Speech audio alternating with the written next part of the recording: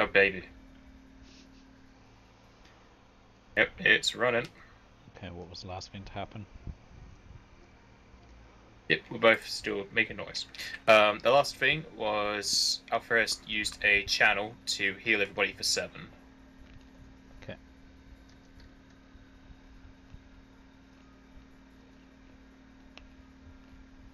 I don't know if you healed Frecky for that or not. I didn't, I've just done it. Alright. And then going to Viper step down.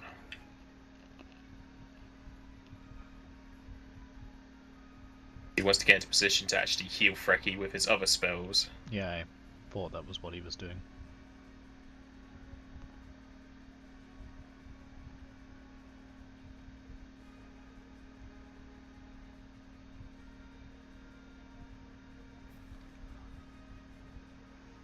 The guard unit are going to spend their turn walking around. Nice. Get around to the rear of these bandits. Ah, which nice. will give Frecky flanking.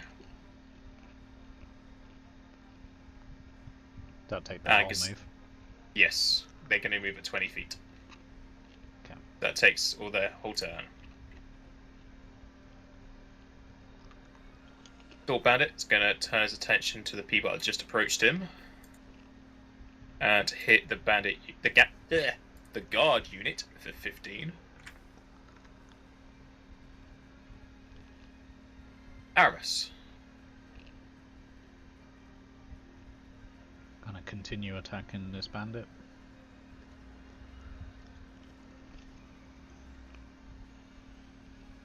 That'll hit for 12, miss, and then hit for 12, killing that bandit. Okay, Frecky's gonna cleave in the same order.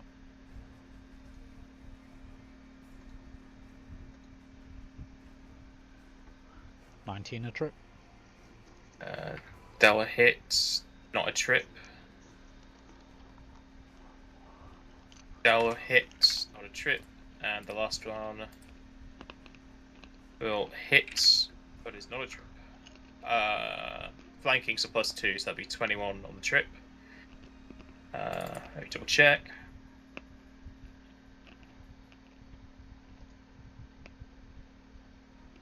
Uh, 21 will be a trip. Cool. So these two will be tripped. The other one hasn't got flanking. Does not have flanking, so he's not tripped. Yep. I mean, I could have kept quiet, but why cheat?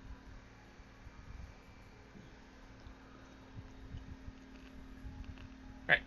Goes to the old bandit who is not tripped. It's going to attack Frecky. And miss. Bandit down below is going to attack Frecky as well. And miss. Nice. Alferez doesn't need to move anymore because there's no one near him. He's going to heal Frecky with a Cure Serious. That, and he's right next to him anyway.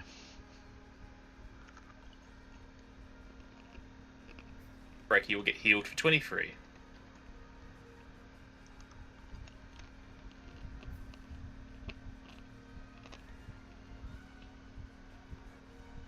The guard unit are going to attack the guy who is standing up, since they don't get a bonus to the one sitting down. That's a shame. Minimum In damage. that one for 17. The old bandit that's on the ground is going to stand up, so attack opportunity. Dealing lots of damage. And Frecky will kill it as it stands up. Aramis.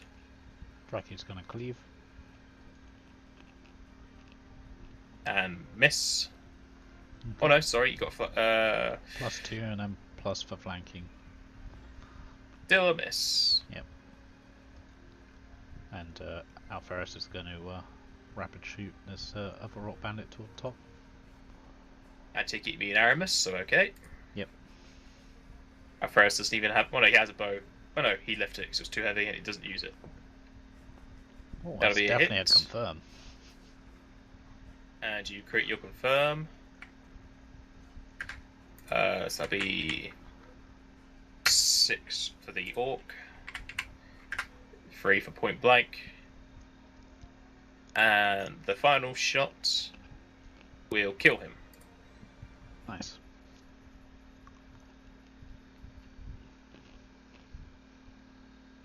That bandit's dead. One at the bottom's going to attack Frecky and hit Frecky for 20.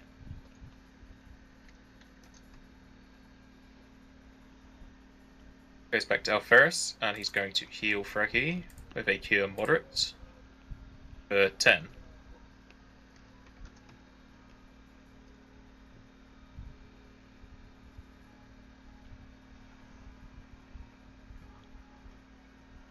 The guard unit will use their swords. Their swords? Their curved swords, and kill the final bandit. They're not curved, the longswords. They could be curved. Have you ever seen a curved longsword? Yes. Really? Yes. Interesting.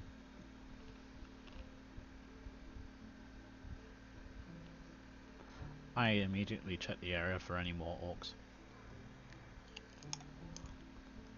Well, from just darting your eyes out into the darkness, you don't see any shapes or figures. Alferis, can you cast light? Alferis will light up his sword.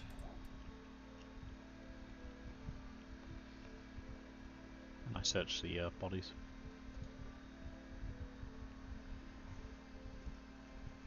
In the bodies, you find these weirdly glowing orbs as they absorb into your body for EXP. Oh.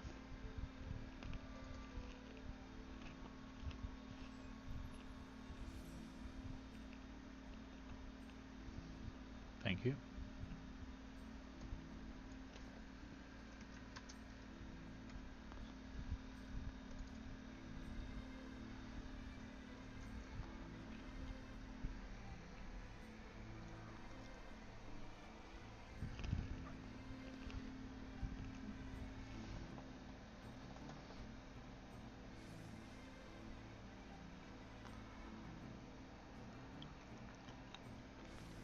Are these orc bandits holding? Have got same markings on them? Yes. You find 6 breastplates, 6 masterwork great axes, and 30 throwing axes.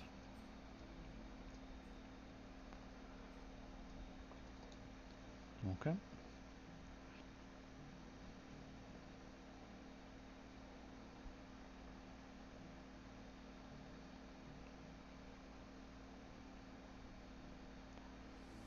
Alferis is going to use some more spells. He's going to use a channel, his last channel on everybody. Heal everybody for 12.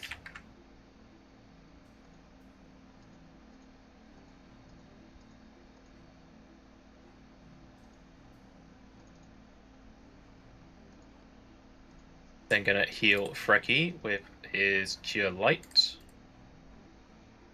He already did that in the forest.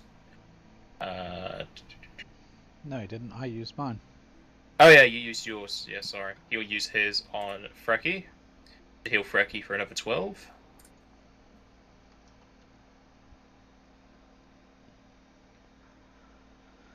That takes him almost to max.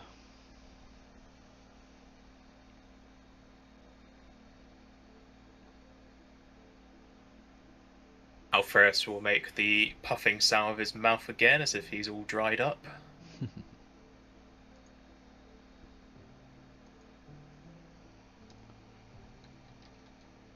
Well, I don't think they like us taking away their little base here. Well, I don't think they have a choice. Well, not anymore, but I don't really want to deal with more orcs. No, me either. But all the more reason to get rid of their little campsite.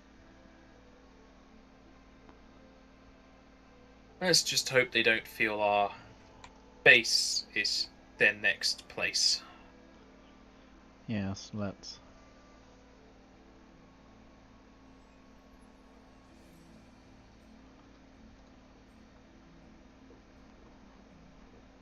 And I attempt to recover the arrows. Alright. Shot 15.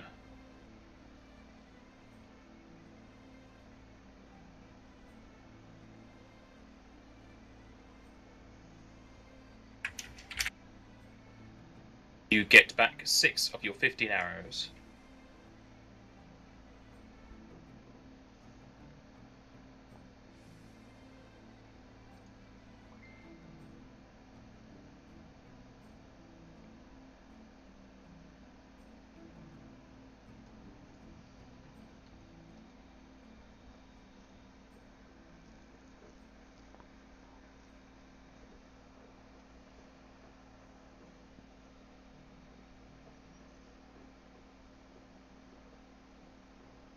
Pretty much half of them with the 50-50 roll.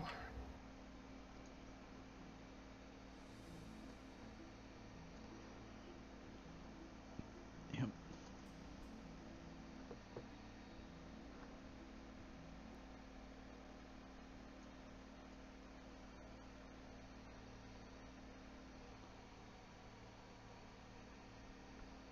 Hello?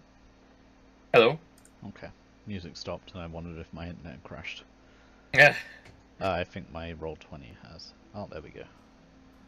My internet's just being slow. Might have a artificial cap placed on it. No, I think it's the fact that we just browned out and stuff. I think it's still recovering.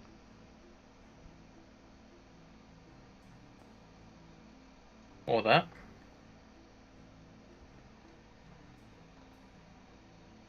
If I had to guess.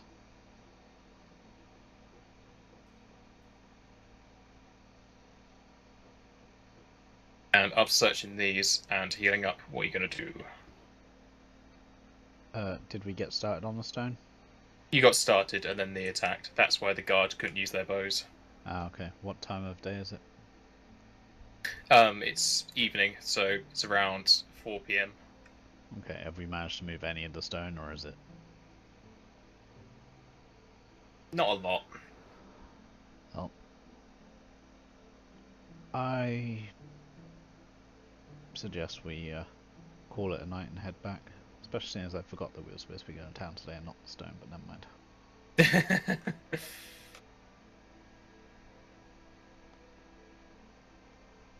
Right, so you're heading back to the base. Yep.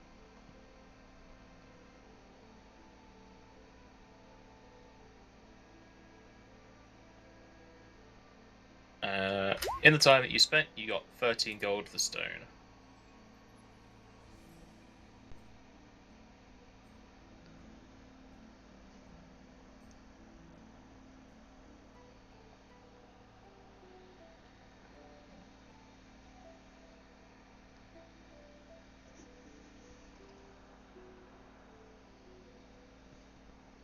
The guardsmen who went with you are going to ask for their pay.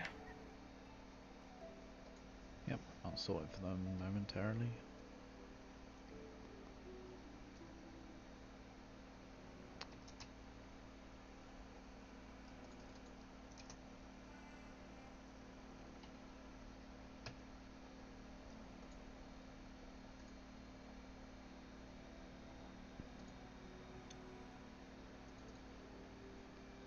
Pay him 2 gold each, 1 for the stone and 1 for the fight. Not for the bears? Alright, 3 gold each. Another 12.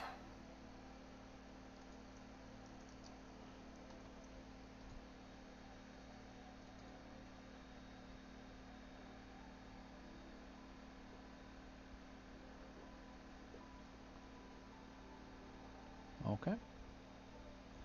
And then we just settle down, I tell people of the attack again as usual.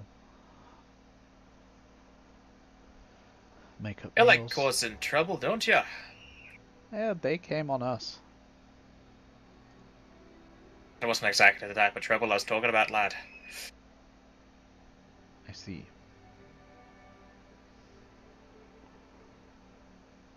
Is it really worth it for if your specs of stone? It's not so much the stone, though that is a good perk. It saves us some money on our actual wall upgrade, but more importantly, it removes their place to camp that's very close to us. I suppose that's one way to look at it. I know it's not a good sight to see so many men come home covered in blood. No, it's not ideal. But tomorrow we'll be heading to get supplies.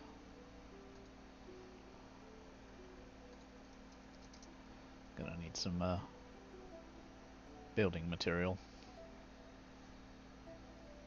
Would you mind picking up some string for me? Sure, no problem. What do you need string for, out of curiosity? The coats? Coats and such. Running a bit low here. It should only cost a few silver. No worries.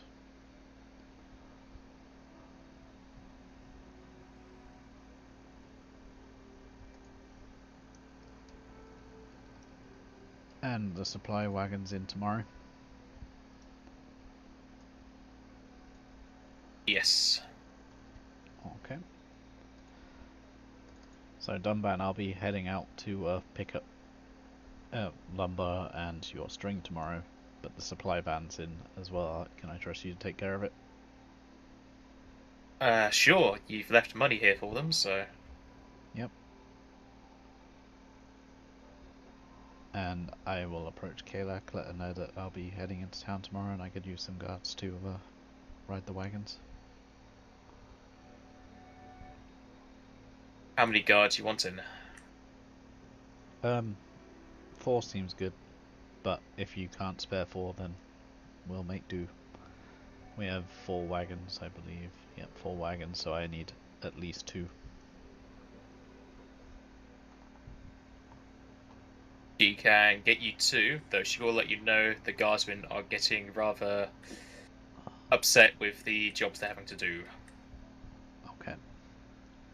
As well as their living arrangements. I have a plan to better their living arrangements for the time being, in the form of a couple of beds, so they'll at least have I think we can only fit 2 in the tower, so they can at least split the beds between them for the time being. Would that help? It'll help a bit. I mean, you know where we stand. Like, we don't have the manpower to be building a barracks at the same time as the inn. The inn's making quite quick progress, but still a ways out. Any suggestions on what we can do about this? Hire more workers. Well, more workers isn't gonna help with the inn.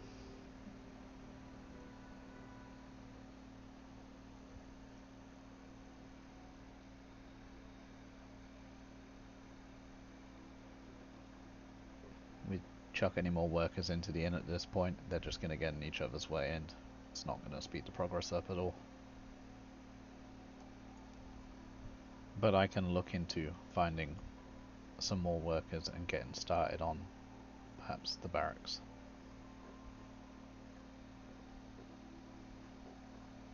Would be appreciated. And would that at least increase their morale enough? Yes. Just working on it in the first place. Okay. Well, see what we can sort. And will you be staying in the barracks, or will you be taking a room in the inn once it's built? She'd prefer a room in the inn. Okay. Well, the inn won't necessarily be 3, but you earn a decent wage here. I'm sure you can afford it.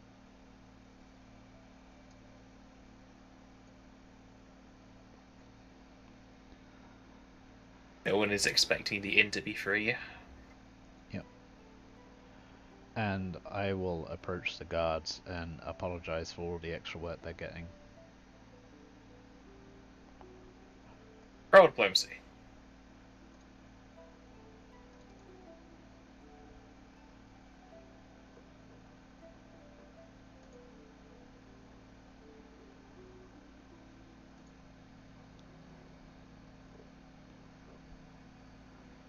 27. Though if they're friendly or helpful and whatnot. They seem accepting of your apology and they're less angsty. Yeah. And I will also tell them that I am going to look to see if I can find any more workmen, and if I can, then we'll at least get started building on your barracks, but it's going to take some time.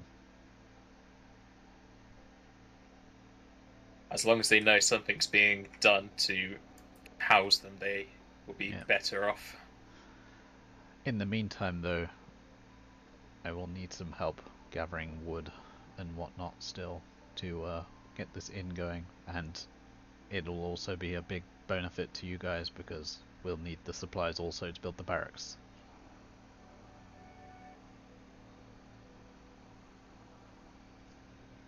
So if you could bear with me for the meantime.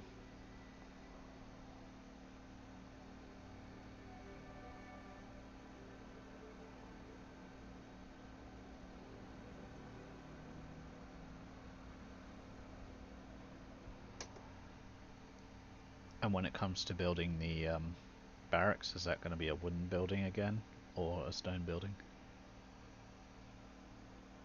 Actually, I'll check for you. It is a mix of wood and stone. Okay, so it's going to be a... Am I going to need to pick up stone from Sotkuma? Or am I going to be able to get it from the same place we're getting wood? Malola. Okay, cool.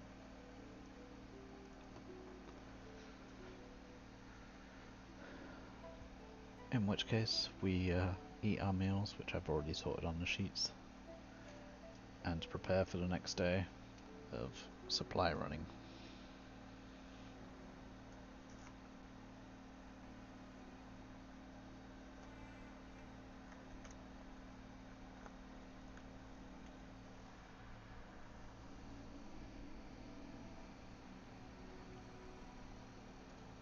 Day will pass.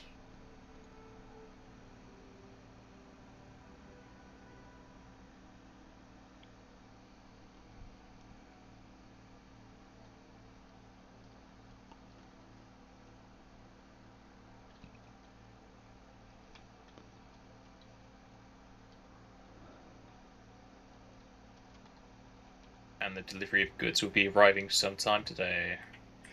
Cool.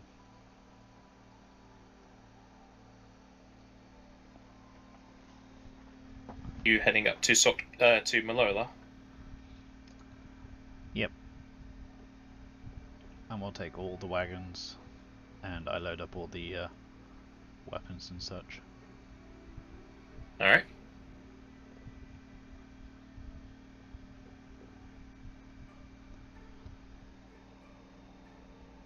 Are you heading straight to Malola? Yeah.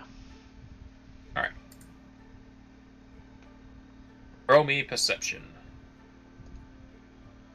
For some reason I've still got Frecky selected even though he's not on this map.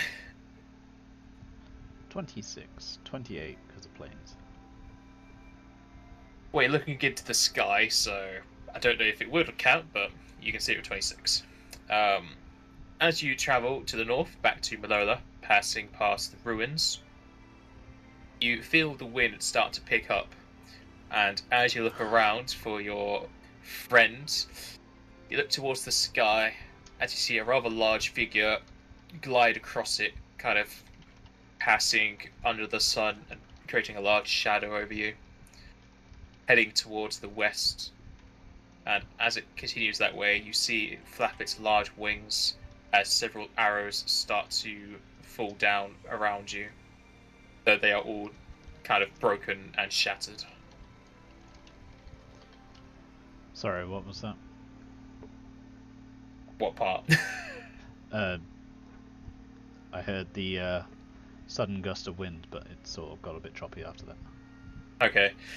You feel a sudden gust of wind, and as you look around to find your friend, you move your head to the skies as you see a rather large figure flying across as it passes under the sun, creating a rather large shadow over you. It continues flying as it heads off towards the west, and as it continues to flap its wings, you see a lot of arrows raining down, though they are mostly broken and shattered. Is it red dragon? Well, if you stare up, you see the sun, so it's hard to tell its color, but you can tell it is a dragon. Okay.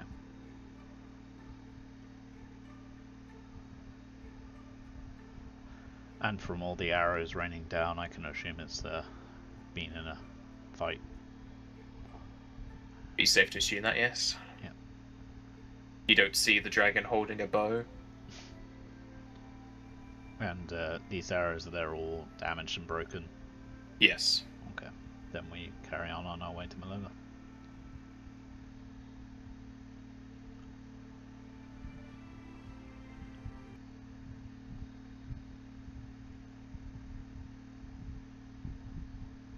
You return to Malola that is still full of scum and villainy. Shock horror.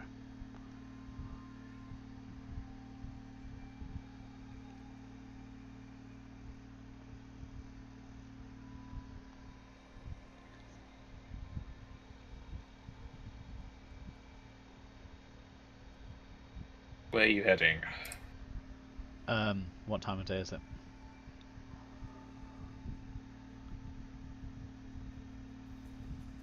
It will be 4 p.m. We'll drop the wagons off at the lumberyard. Actually, before that, we'll stop in at the weapon merchant, and I'll spend a little bit of time using the oil over the axes. You remembered, did you? Mm-hmm.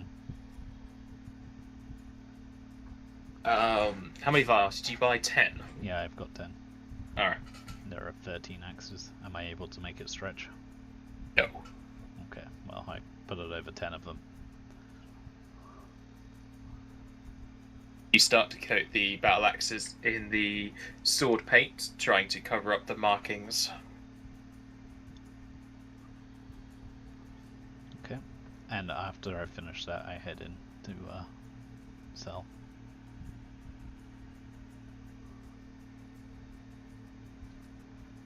Alright, just write out what you're selling and I'll get you prices.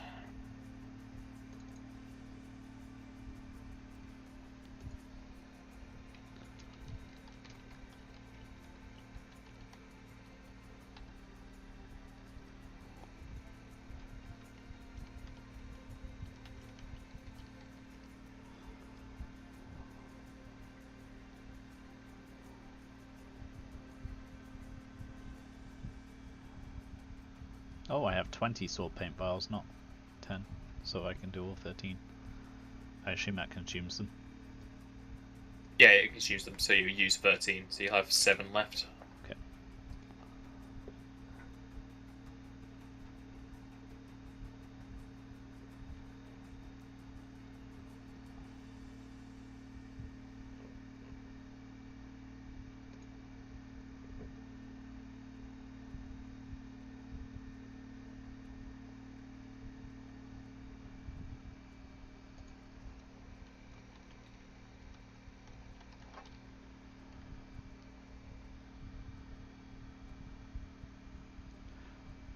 I'll use another 6 of those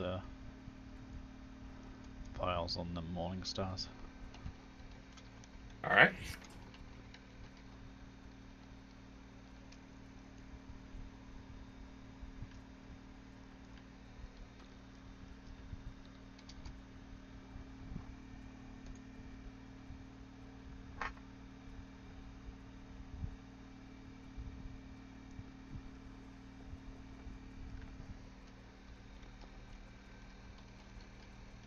Are these breastplates, are they better than what the guards are wearing? I shall check that for you. The guardsmen are wearing chainmail, I'm pretty sure.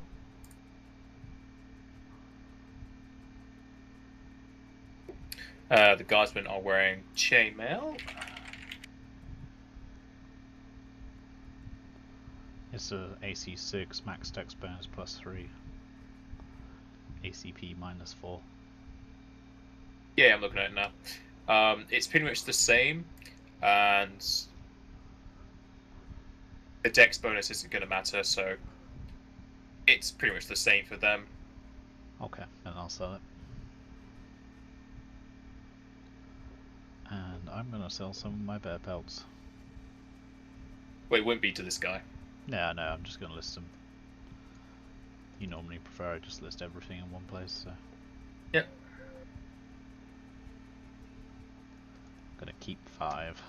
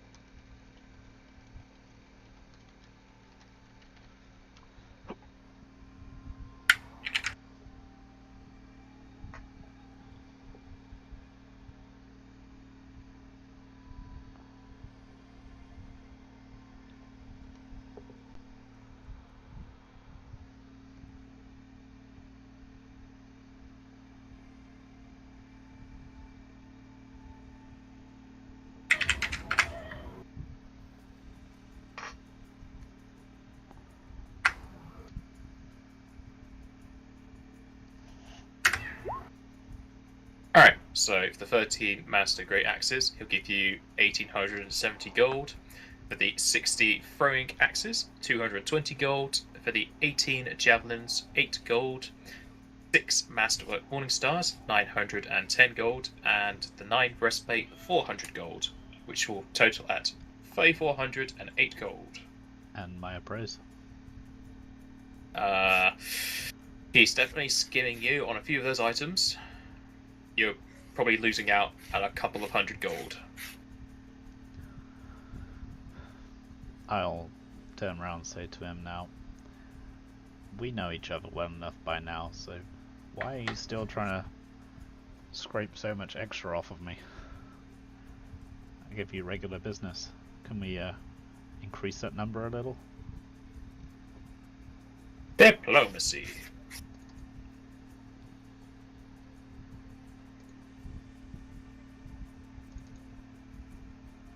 Yeah, I know you.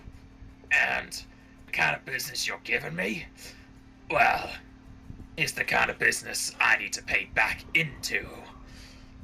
So I think this is a fair price. And I'll ask him for more of those vials of paint.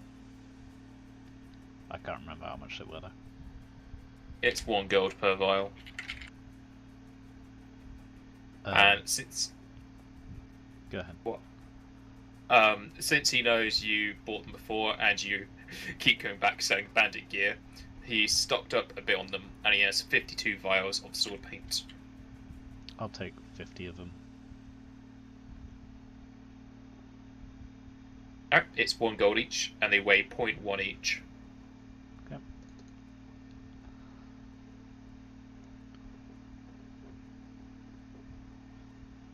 And yeah, I sell him everything else. You accepting his price? Yep. Alright.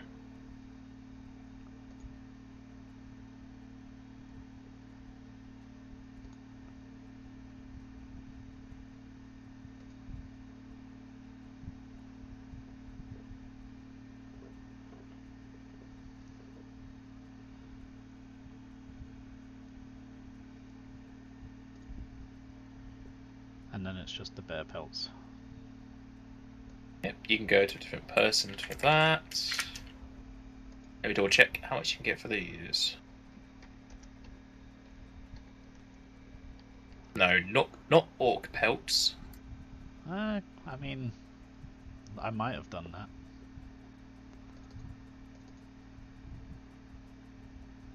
that. You will get offered 350 gold for the 8 bear pelts. And I will roll an appraise on that in a moment.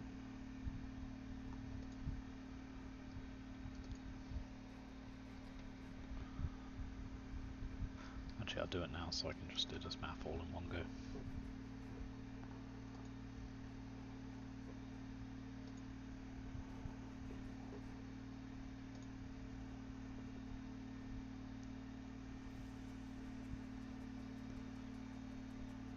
You're not too sure on the value of these pelts in particular. Okay. I accept his offer and ask him if he has any string for sale. Yes, the man has string for sale. For the amount that Camel needed, you can pay 5 silver.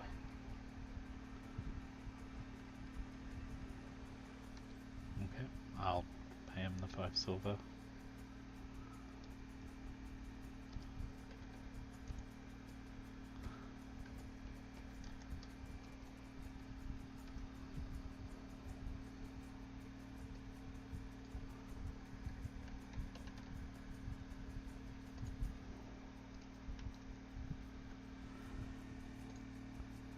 Okay. And then with that, we drop the wagons off at the lumberyard and head to the inn. What's the free 160 from? Sorry? The calculation you just did. The free 160 is the amount in my bag already. Ah, okay. So my new total is 6,868. And you're heading to the tavern, are you? Yep. Alright. You return to the Bloody Hammer. I first check the job board. Anything new posted there?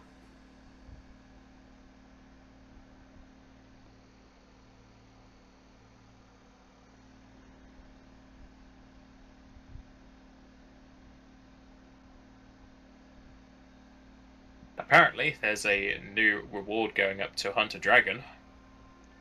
How much? Get you the price on this dragon right now. I mean, I'm not going to do it, but I'm curious.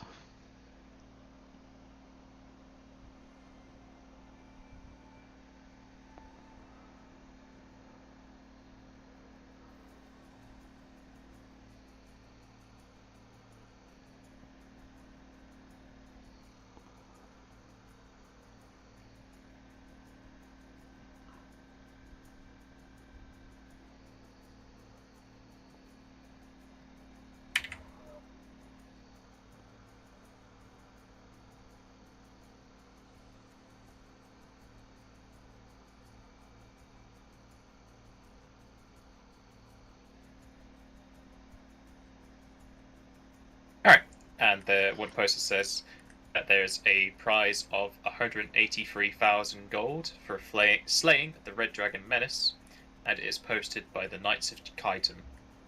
And do I know that to be the band I keep running into? You'd never asked them. That's true. I will bear it in mind and realize I'm probably not going to be doing that.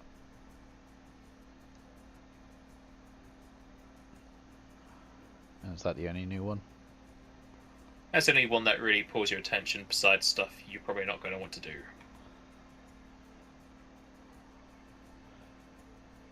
Okay. I approach the innkeeper, or the tavern keep. Yep, Snivy is still here. Okay. Or Shivy, I mean, not Snivy. Snivvy's a Pokemon, I think. Hey Shivy, looking for some rooms for tonight. Ah, looking for some rooms. How many am I getting you? You guys want to share rooms again? They'll nod. And there are 2 of them? Yes. Okay. 2 rooms. 2 beds in each. You're looking for meals as well? Yep, and some meat for the wolf.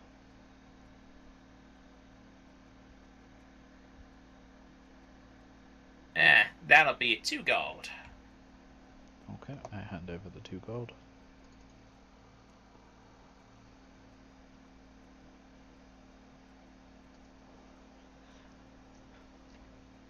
Was it Shivy? Yes, Shivy. Hey Shivy, you know of any craftsmen or hunters looking for work around here? Well, builders or hunters. My memory's a bit foggy on this situation. I slide a gold coin across the table counter. Does this help your memory any? I did hear about some workers to the north side of town. Can you give me some directions? I'm bad with directions. I hand over another 5 silver. Well, you see, you take a left at... He then gives you directions to where the workers are. Okay. And how about that huntsman? Looking for work? Any know of any around here? Huntsman? What kind? The kind that hunts beasts for their meat. You're not going to probably find anyone that meets your needs in Malola. Okay, thank you. And we settle down for our meals and then head to our rooms.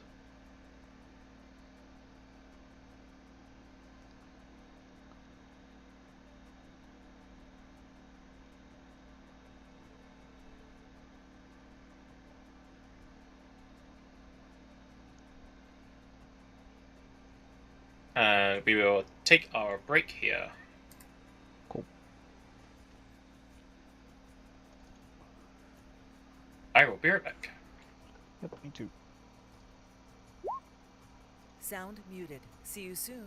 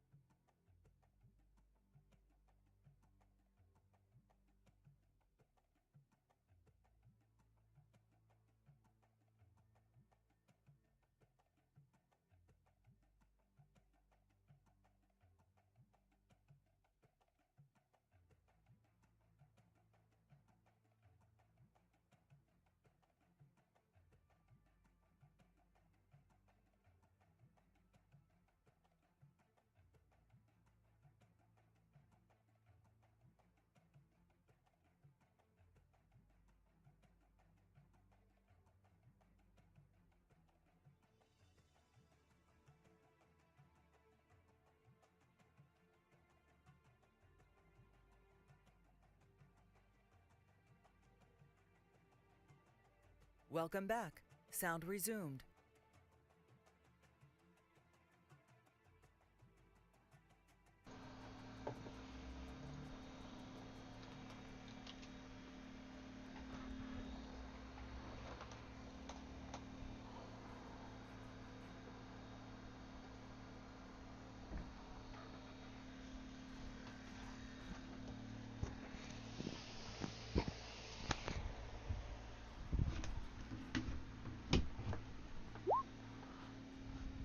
You got another fan going there?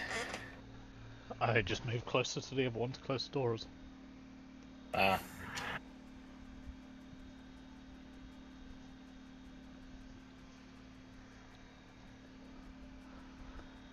Why did it suddenly get a lot louder? Yes. Yeah, the other one's much bigger. The one on my desk is about 3 inches, the one over there is 32. No.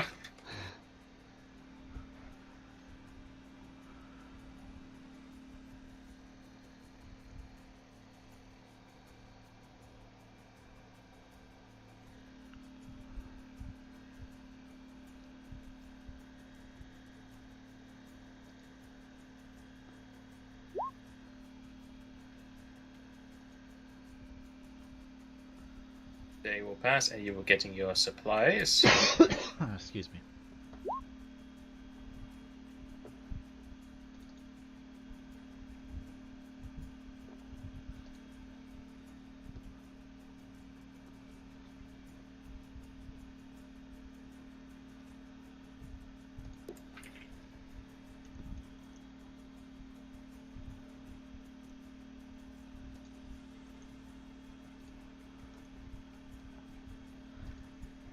And I keep forgetting about the whole veg. I can take away 12 meals worth of it each day, but I forget.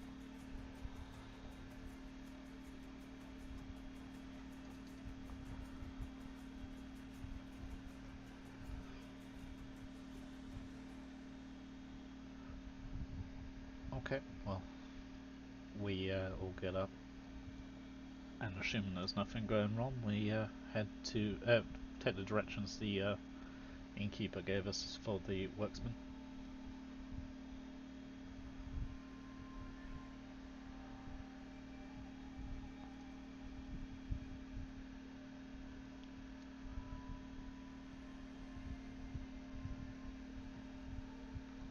Alright.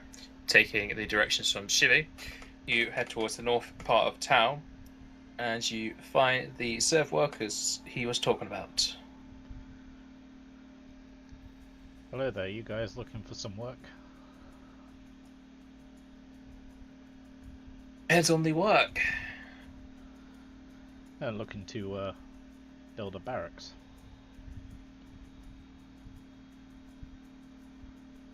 Not every day a bandit builds barracks. Nope. Though I'm not a bandit. You sure? Yep, quite sure. We've seen you been hunking around gains from the dead, though. It's normally a bandit thing. The only dead that I take their gains from, bandits attempting to rob me. That still sounds like a bandit to me. Well, Where's the work? I give him the rough idea of where the base is. Ah, out of town then. Yep. And I turn around and say, if I was truly a bandit, would I pay you for this job? Because I If you wanted us to keep working. But surely a bandit would just threaten you and your family. Ah, we're not slaves.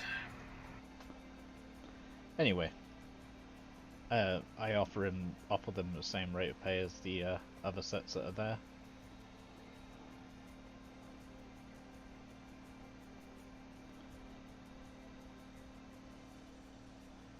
But I need to chuck us a gold to get us going.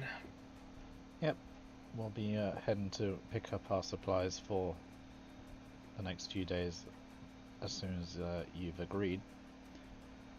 And we'll pick up supplies at the same time, pay for that. Alright, well, Either way. We head towards the lumberyard. People are working hastily, trying to get your orders ready. Yep. I head into the foreman. Well, the foreman's rather small. It'd be a bit hard to get inside of him.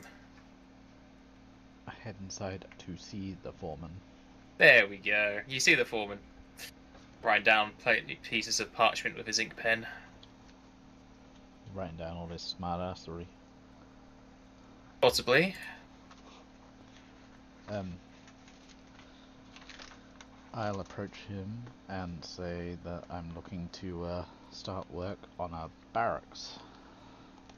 Looking to pay for the materials now, if that's alright. Well, ain't you a big spender? Yep, you know it. I've already spent a lot of money with you. You got the gold on hand? Yep, half up front, is that right? Yep. In total, it's 3,700. Yep. Half now, half when it's done. Yep, so half of that is 1850. Yep. I hand over 1850.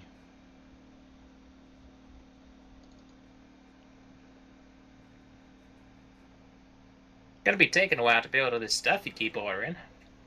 Well, we have 5 work crews on the go now. Ah, getting outside help.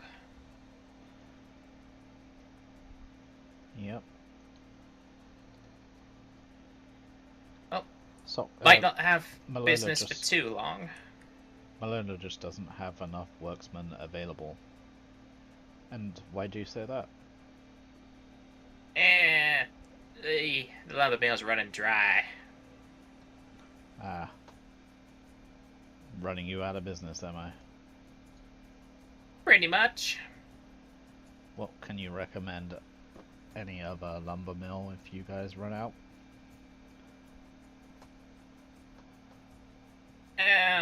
The closest place is not really that close. You'd be traveling a bit more of a distance. How far is the distance?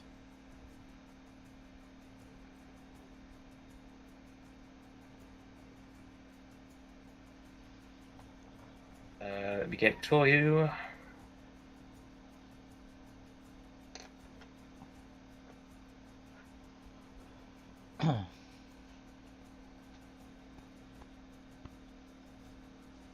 You'll be looking at getting it from High Miller. Where is that? High Miller is to the north. Oh, I see it, yeah. Yeah, that's quite the distance. That's a good week's journey. When I went up to the little finger up here, did I see any crossing? Like no. Ferry crossing or anything like that? No. Okay. So if your lumber mill dries up, what will you be doing? Retiring. Would you consider setting up your lumber mill elsewhere? Well, we're not exactly the people who cut and craft. Well, we are the people who craft, but we're mostly a warehouse for other people's. And, well, plenty of our suppliers have been attacked and raided. Well, if you can let me know where they're commonly being attacked or raided, perhaps I can do something to help. Ah, that's a trade secret. Well, I mean, it serves us both, it benefits us both to take care of it. I mean, it's a trade secret that I don't know. I see. Well, perhaps you can send word up the grapevine that you may have someone willing to help take care of all these raids. I could do. Might be a bit of a while for it to come back to you. I mean, a bit of a while's better than never, hey? Possibly. What do you reckon, how long do you think it's going to take for me to get all the way up to High Miller to get pick up wood and get all the way back to the fort? There and back.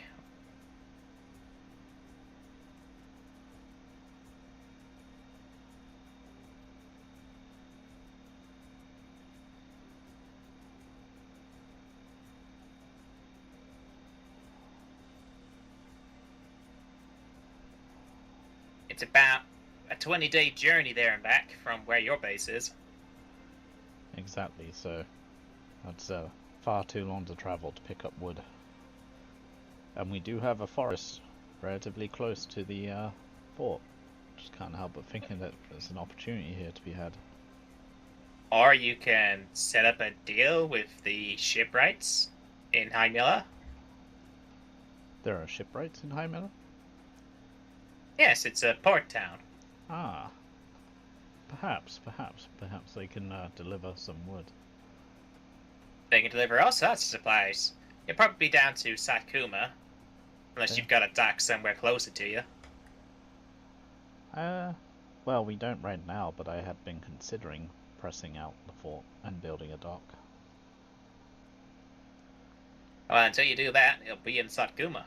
And the boat can ferry a lot of supplies. Nice. Thank you. I pass him over 2 gold for his information.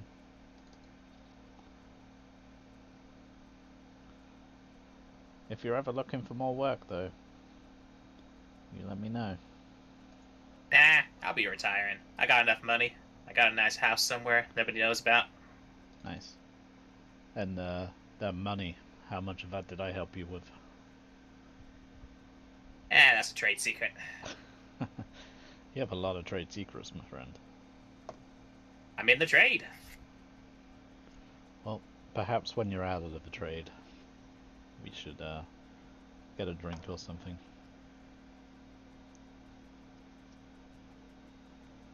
Assuming you're still in the area. But we ought to get moving, I suspect. We need to get back to town. Get back to the fort. Get work started. Travel well.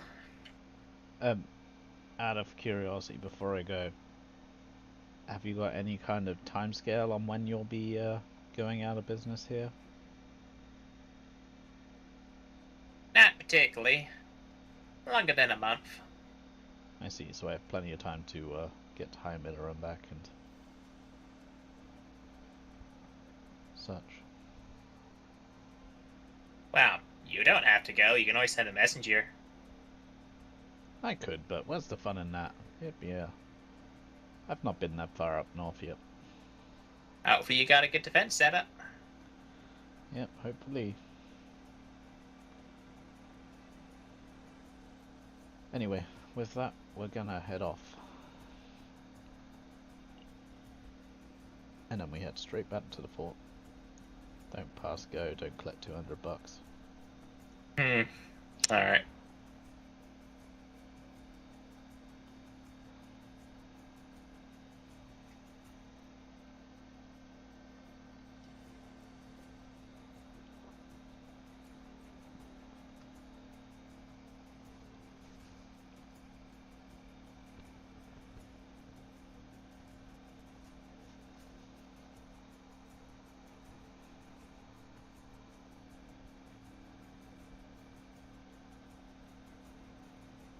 And adding a new thing onto the ruler, just so you know how fast the ships will be. Cool.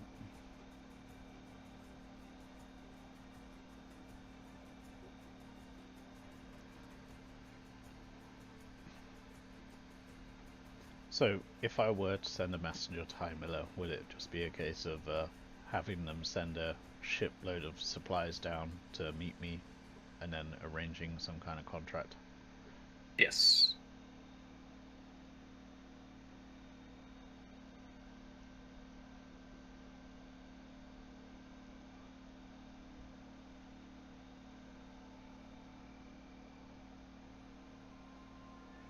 And by boat, you can get from Sotkuma to Aallarra in about 3 days.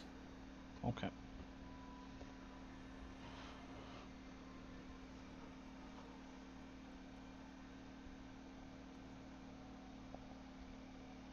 You know, not 3 days, I was doing the feet, not miles.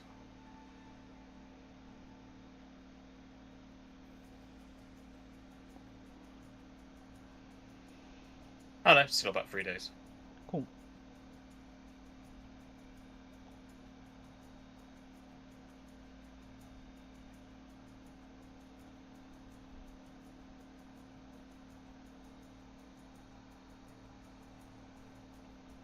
I'm assuming Wait. across the 4 wagons we can fit 1 extra worker on each one. So it'd be Yes. 2 people per wagon. Cool. Yeah.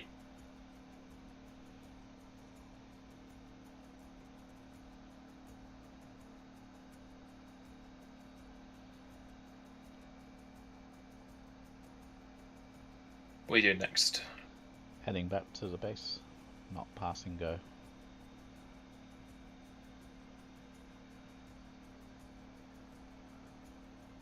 And you get back to the base with no special events going on.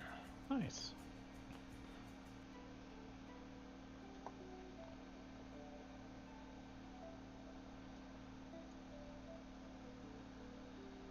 As you return with 13 supplies. And I'm assuming the inn had actually stopped workers this time. Yep. Yeah, No work's done today. Yeah, I didn't think so. Well, the workers need a rest at some point. Speaking of workers...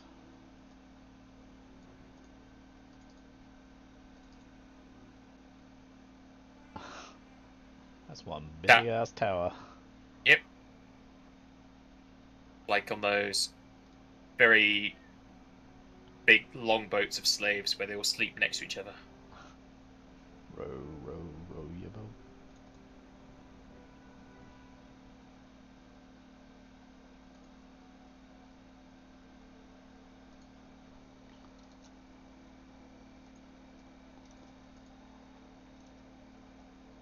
The people are a bit saddened you didn't return with beds.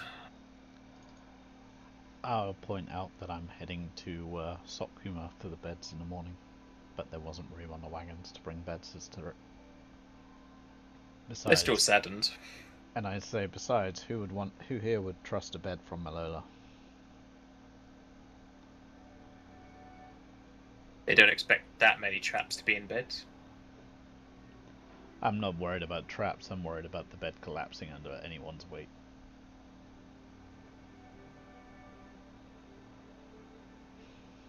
Oh my god. Well, nothing's happening at the base. How big is the barracks? That'll be a question for another day. Since I have to figure it out. It doesn't tell me straight up. I have to find out the size of the individual rooms. Okay, it was just a case of figuring out where it's going to go. I suspect I'm going to want it in this bottom corner here. When you're going to have it next to the watchtower. Well, it'd potentially be next to a watchtower if we ever build one in this corner. The bottom right corner? Yep, why not? Yeah. In fact, I'll I get you wonder if it could actually potentially double up as a watchtower in the bottom corner of the building. So the barracks is built onto the side of a watchtower, if you get what I mean. You wouldn't want that. No? Okay. But yeah, no. I'll wait and see what the size is going to be before the final placement of it. I'll get the size between sessions. Yep, I figured you would. There's a lot of rooms to calculate. There's like 12 rooms in it. Oh, really? Yeah, it's because the barracks is so expensive. Yeah, the barracks has 2 armories, a bedroom, 2 bunks, a common room, a dojo, a guard post. So it already has a guard post in it. An infirmary, a kitchen, a lavatory, an office, and a storage. What, no Zen garden? Yeah, they might have that in the middle of the dojo. Okay. We'll sort our meals for the night. Yep. Did you add on the 100 feed meat and veg? I did. Alright. I've already taken out the money from the base. Cool. And while we're there, I will also approach Calmore and ask him if we need to adjust our order any. I think we're possibly ordering far too much on the vegetable front.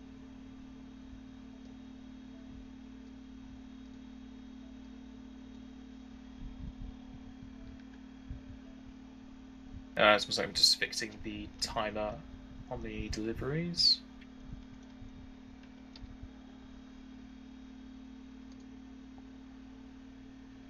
Alright.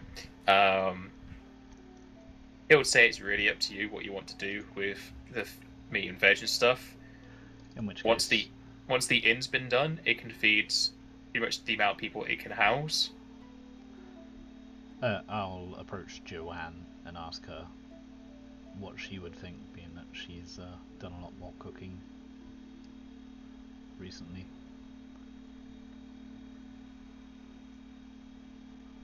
What if you want more meat or veg? Well, if it's a case of we should adjust the order so we're ordering less vegetables, being that we have the farm as well.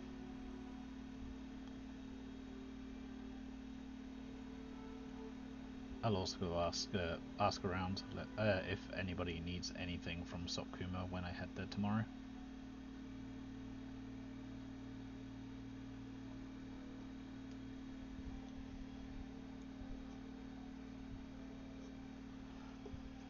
Including heading down to Celia, asking what she needs from the from Sokkuma, what she recommends picking up for the guards and whatnot. I already realise I need to get a couple of beds. You're going to have a request from all of the worksmen to buy some tents. Okay.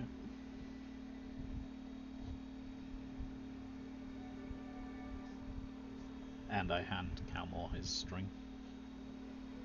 Yep, Cowell will thank you for the string.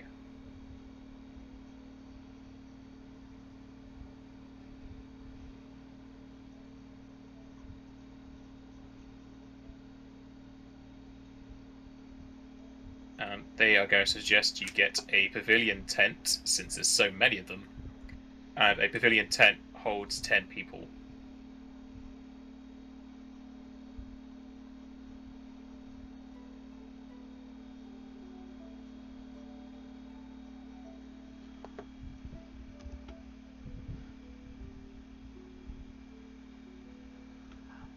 Okay. And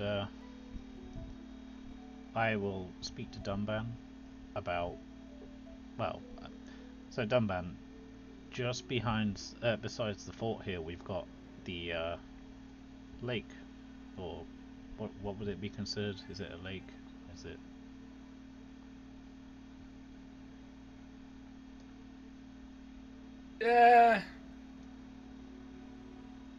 Yeah, you could call it a lake. Okay. We've got the source of water just behind us. And I was thinking, well, I've just been told of a trade ship, a trade port, which will potentially deliver wood. So I was wondering, rather than us having to keep traipsing down to Sokkuma, it might be worth our while having our own docks, being that we're so close to the water. Would you be able to look up, drawing up some plans for that?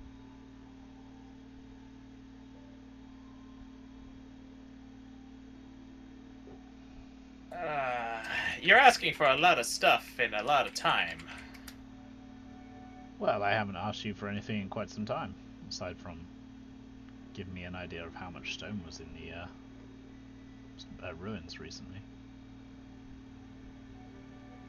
But it's more the stuff we got a lot of things being made. Well, yeah, but soon the inn's going to be losing out on a lot of worksmen. We're getting to a point where there's going to be less people able to work there. Besides, I just also picked up another set of work crew. Excuse me, work crew. By the way, Well, how...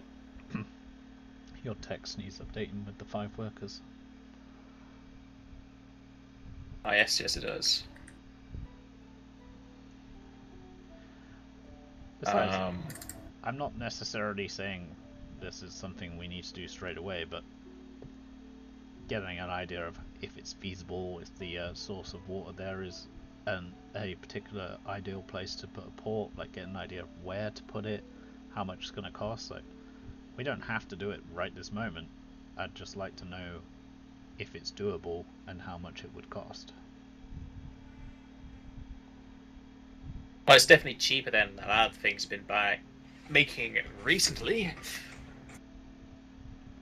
I suggest you start with a pier as a smaller version of the waterfront other places have. Perhaps we should put a small building to the side of this pier as well, and we can set up a guard post or something there, or even set up, see about finding some fishermen to work the water, bring us another source of food.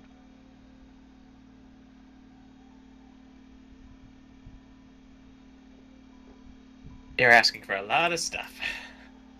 The dock itself would accommodate that kind of stuff. Okay, well that sounds good to me then. I will speak to Sadiak, see if she can sort you a guard patrol or whatever, a unit to head out with you to check out the area, if that's alright. I suppose I could do that. Okay, and I approach Sadiak and say I've just asked Dunban if he can give us a quote on a dock nearby. I was hoping you could send a guard unit out with him. Keep him safe while he's doing his business. I could form something together. Where are they heading? I give her the directions to the water just behind the fort, like just behind the mountain.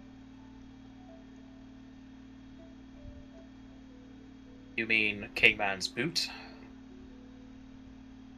Yep. If you take us to the world map, I'll ping where I'm talking about.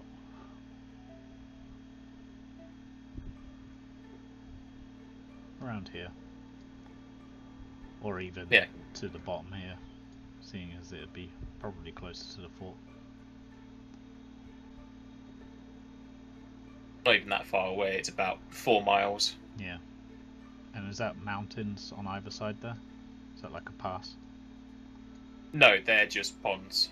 Okay. I just assumed this was the mountain because we're up against a mountain. Nope, that's a pond. Ah, okay. Cool. Like, are they particularly deep ponds?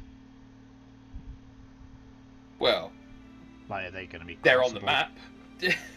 you can cross them, yes, but they are large. That one's about... Oh, no, wrong thing. That one's about 2 miles across. Yeah, I'm more meaning, like, if I were to set up a wall from that little bit of ground to that little bit of water, are people going to be able to go through the water to get past it, or...? Yes. Okay, that's all I was looking for. And that's a very large wall you're wanting. Well, yeah, but it's more... It was just looking... It'd be, like I said before, I thought those were mountains up until recently. Mountains are a different colour. I don't see any on the map at all, then. Mountain, well... There's no particular mountains marked on the map. It's more land height. The darker the green, the higher the land height. Okay. But yeah, anyway. I sort that out and then get ready to head to Stockuma. I'll take a wagon. Me and Alfred. Did I do the day part? Yeah, I did.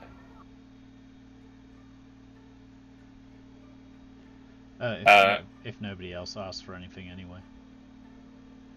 Yeah, the only things you get asked for is pavilions. Yep. How many do they want? Just the one or a couple? A couple, because you have a few worksmen. I also need to add on to this sheet how many workmen you have now. You now have 20. So at least 2, because there are 20 workers. Okay. So it was the workers that asked, I thought it was the guards. Well, the worksmen are 20 people in a single tower, whereas the guards are 8 in a tower. Yeah. You can get one for the guards as well, make them happy. Yeah, I was thinking about it. However, I'm assuming some of the worksmen would stay in the tower. What for? Well, it's a shelter. And it wouldn't So be is the tent. Oh yeah, it doesn't bother me too much anyway. Okay. Having tents would be handy anyway. And with that, we make our way to Stockuma. Probably take the one wagon with 2 horses, one of the large ones. Alright. That's what I was going to ask. And this travel is fine. Travel's been real nice today. I've been rolling so badly or well, depending on your opinion of it. Yeah.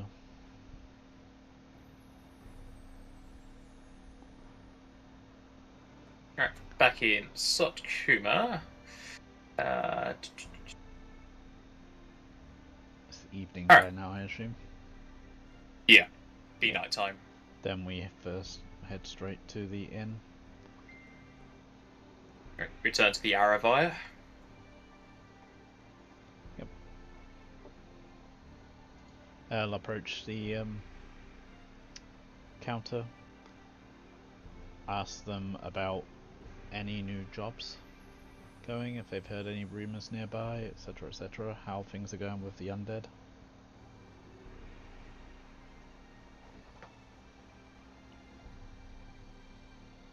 Apparently there's been quite a bit of trouble with the undead, as they keep increasing in numbers as more people are dying to them. I see. Well, I will try to work on that shortly. Did anyone refill the purse for the undead bones? Yes. I will pull up the remaining, I think it's 7 bones I have. And he'll also tell you that crystal weapons are currently in demand, along with pepper. Crystal weapons, was that? Yes. Never heard of a crystal weapon. It's cool. Weapons made out of crystal. I figured it was self-explanatory. I'm just saying it's the first time I've heard of them.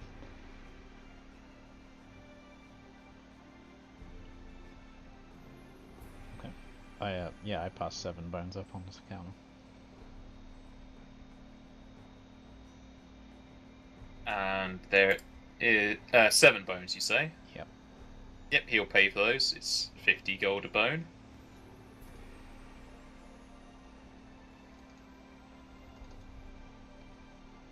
And there is a job on the board you're probably going to want to take. Okay. What is it?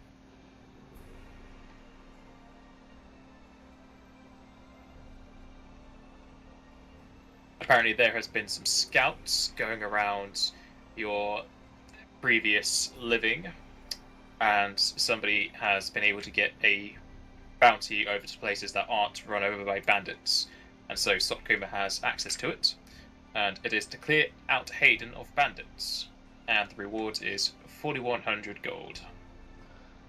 Okay, I take that notice.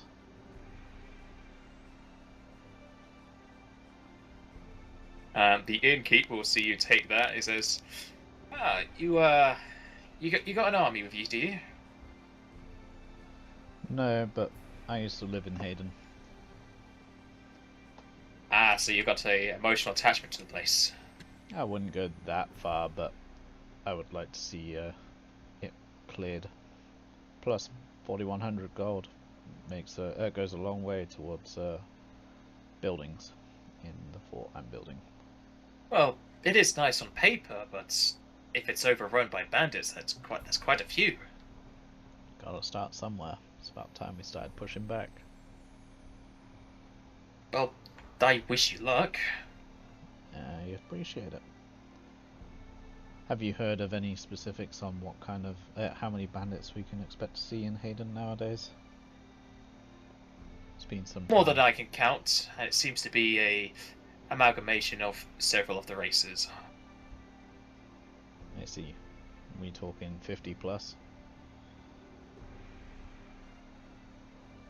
I'd say at least 20, Okay. but I can't say how much more. Well, I shall bear that in mind. I'm assuming the undead is more pressing. Yes. Well, The Hayden incident is rather secluded to just Hayden. yeah. And have the incidents with the undead moved on, or are they still focused around Molten? They're still focused around Molten. That seems to be their spawning pit of sorts. Okay. Well, as I said, we shall try and head that way shortly. And I will... I'll ask if there's anything else that might be of interest to me that to know. Slip him a couple of gold coin.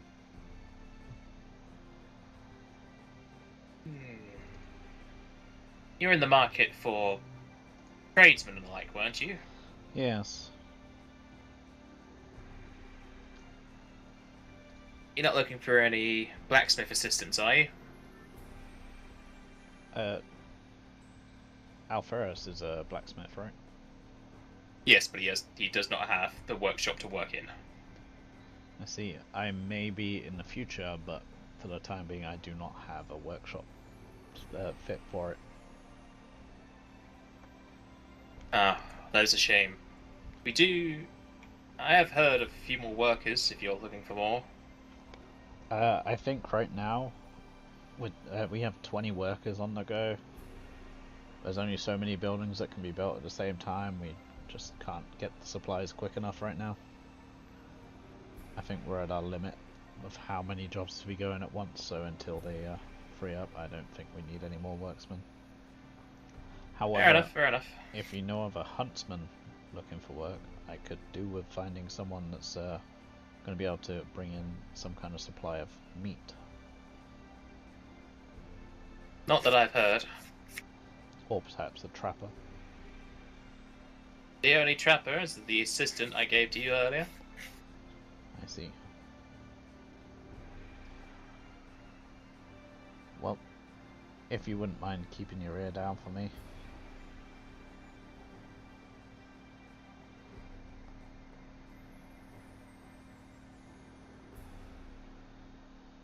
Oh, and I will also ask him about a location to buy tents, bedrolls, and beds. He will put you in the direction of the correct place in the market. Thank you. And I'll ask him for rooms for the night. And meals for How the many night. rooms? I leave Alferus to decide if he wants his own room. He would like his own room, yes. Yep, then 2 rooms, 2 meals, 1 meal for Frecky. Or meat for Frecky. That'll be 5 gold. Yep, I hand him over 6.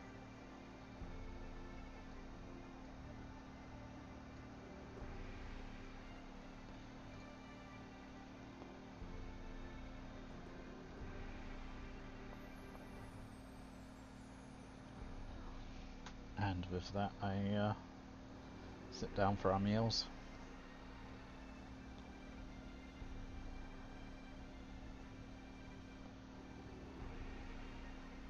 And then we bed down for the night. And nothing exciting happens. Okay. And in the morning, first thing I'm doing the day stuff first. Oh, okay, no problem.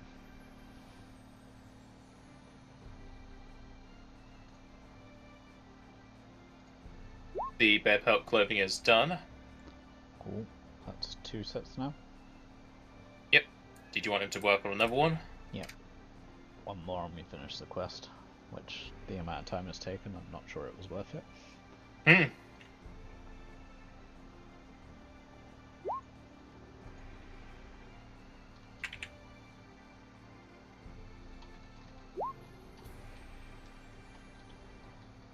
He did almost a third of it in 1 week. Nice.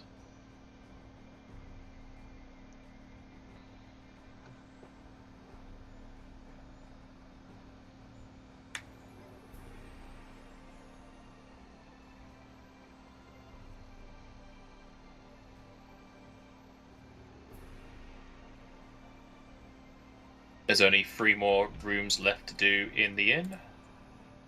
Yep, which means 1 set of workers is probably useless for the time being.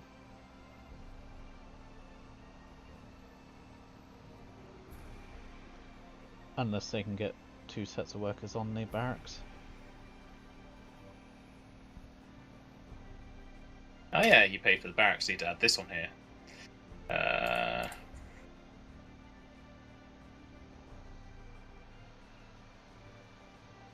I'll have to figure out the barracks between sessions. Yep. Well, there's now 2 sets of workers to work on it. Assuming they can, since there's multiple rooms. Yeah, there are. For now, do you mind if they work together on the lodging? Yeah, no, that's fine. I didn't know if, like... Yeah, they could. You, I told you before, the lodging is a very large place, so you can have several people in there. Oh, okay, that's fine then. Yeah, no, I'd rather them focus on that in the first place. I'd just have the one set of workers working on the barracks, just to keep the people happy, or are they going to be happy enough for them to just focus on getting the inn done for the time being? Well, the inn gets just beds for everybody. That's good. It also get you income. Yeah.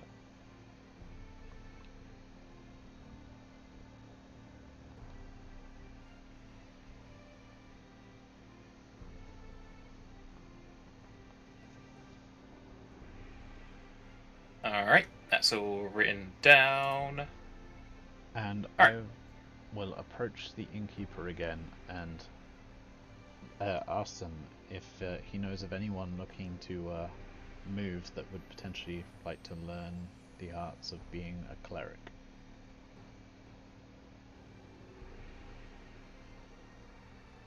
That is a very specific question.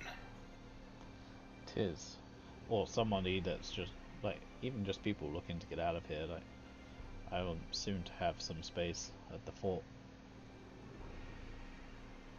And we have a cleric who is capable of passing on his trade. I could ask around, but I don't know of anyone right now. That sounds reasonable enough. It'd be nice to have a second cleric hanging around in the fort is all I'm thinking, for while I'm away.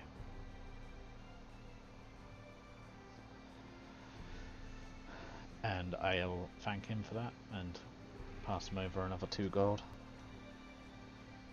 And then head over to the magic shop. Oh, baby, magic shop.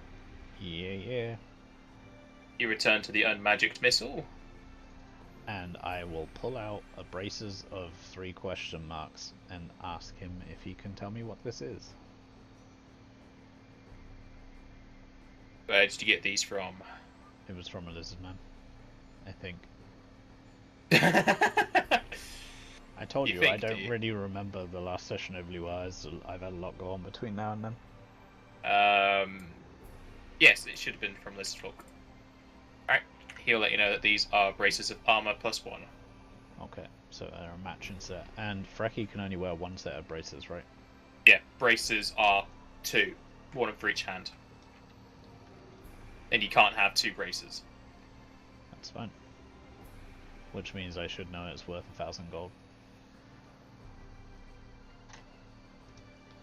If that's what you think it's worth. Well, that's what you've told me it's worth. If that's what you think it's worth. Okay. I will ask him if he can appraise it for me. What? The braces of armor? Yep.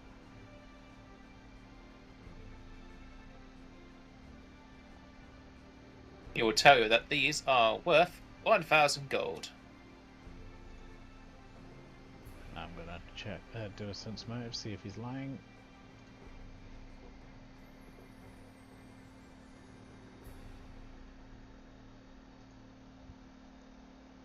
And I wouldn't know anyway. You're too busy listening to Alferis. Okay. What's Alferis saying? He's just talking about how a cleric doesn't always have to be a war priest. They can just be a family man. I see. So he's a bit irked by what I said before. Just a bit. That when you were talking about a cleric, you went straight for someone who just fights and kills everyone. That's not what I meant. I just meant someone that was able to heal the people at the fort. And I make a point of saying that to him, like, having somebody else with medical expertise while we're not around wouldn't be a bad thing.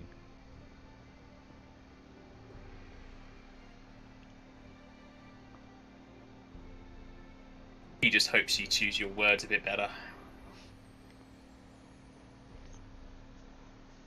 And what else? While I'm in the magic shop, I have a check to see what magical items he has new in stock. What's your price range? Let's say 5,000 gold.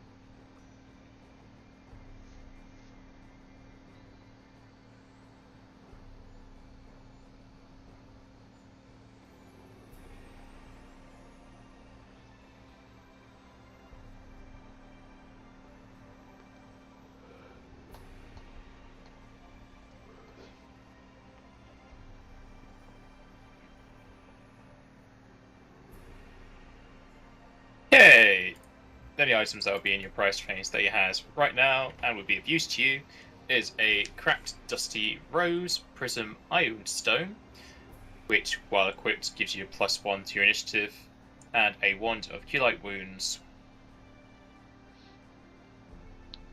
50 charges of cure light wounds.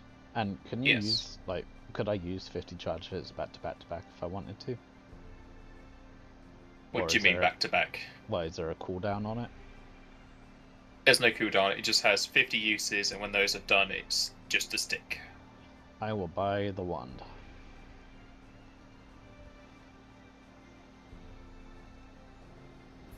And people who have a spell within their spell list but doesn't know them, they can still cast. So if you were level 1, you can still use this because it's in your spell list. Nice.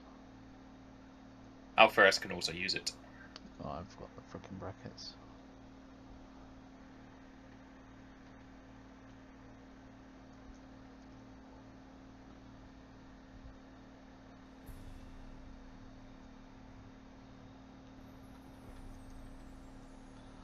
Okay. Is there an item for that?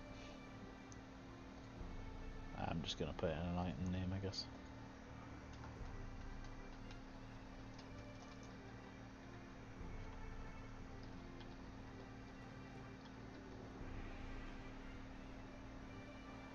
I'm gonna put a quantity of 50 and just knock it that way.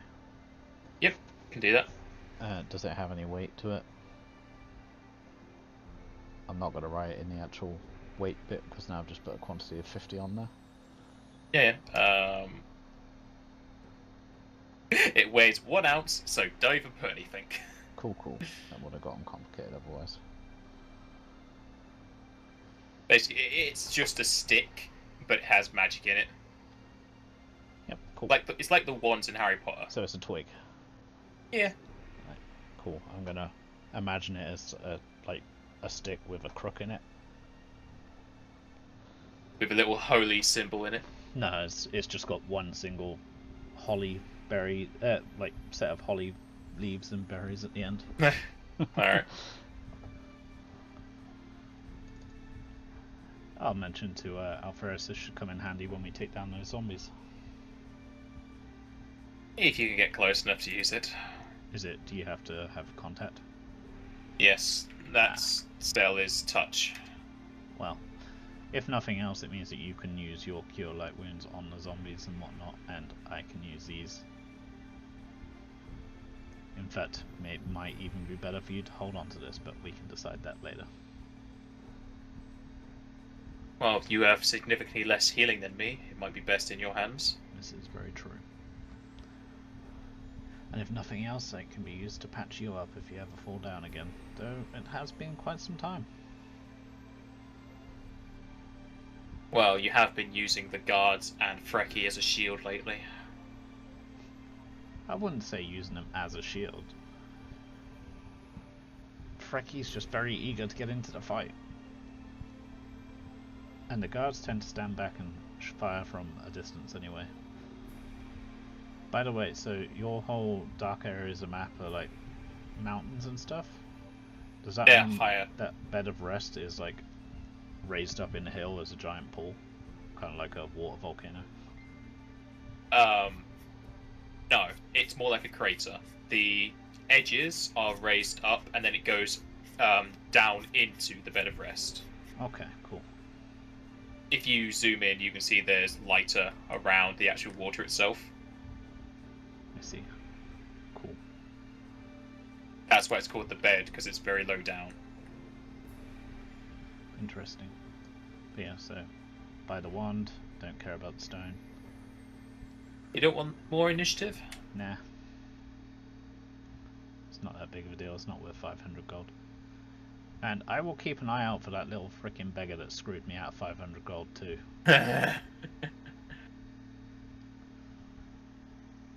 Well, if you keep an eye out for him, you don't find him.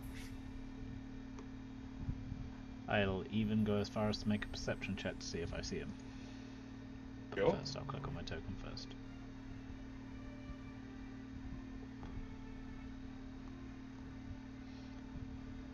You don't see the halfling anywhere. Okay. I head towards the place with the beds and the pavilions and such. Alright. You head to bed, tent, and beyond. Is that like baths and beyond? Don't know what you're talking about. Yeah. The beds. Is it some, like, since it's going to be the beds from the inn, are they already paid for, or are we, like, how are we? The beds for the inn are already paid for. So it's just collecting them a little earlier? You can do. There'd be 10 beds. Do I have to collect all 10 of them in one go? You don't have to. Well, I've only brought the one wagon, so I'm assuming I can't bring all 10 back anyway. No, the wagon isn't large enough. Yeah. It can carry the weight, it doesn't have the space. So if I'm hoping to take 2 of them. Yep, that's fine. Yep, so I'll take 2 of the beds, and I will look to buy 3 pavilion tents. If he has them.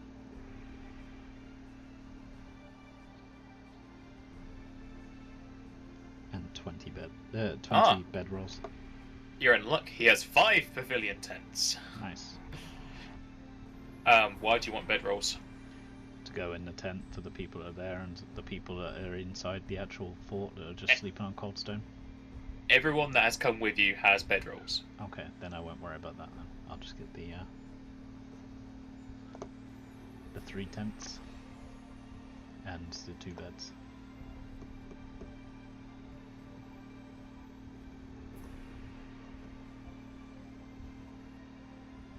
Alright, you're getting the pavilion tents, are you? Yep. Alright, that would be 300 gold. Yep, I hand it over. And if it really matters, they weigh 500 pounds each. It doesn't. 50. 50. Alright. And is there an alchemist in this town?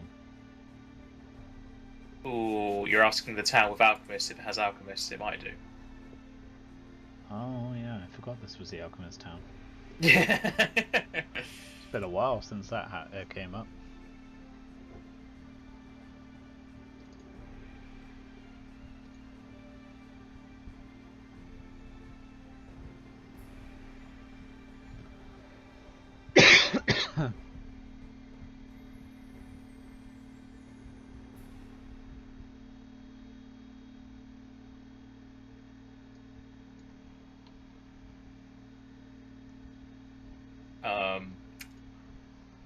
Roll me perception.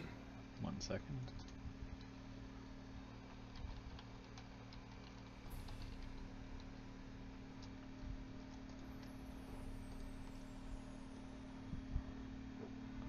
What was the weight on the pavilion tent? Oh, 50 pounds, found it. Yeah. Just added it to the fort supplies. Perception 19.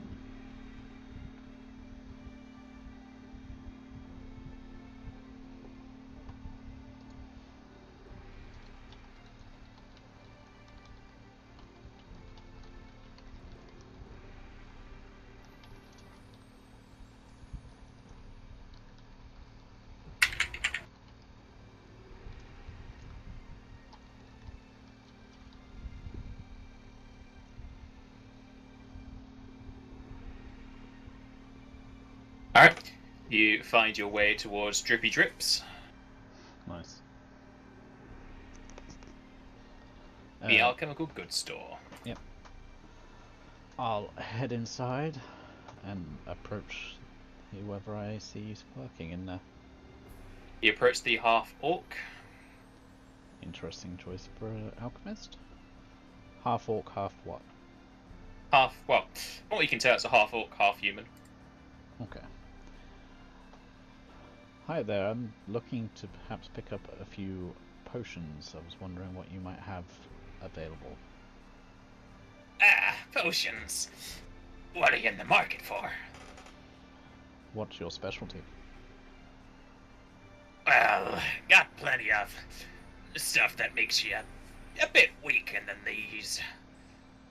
If you're wanting something more curative, we got those.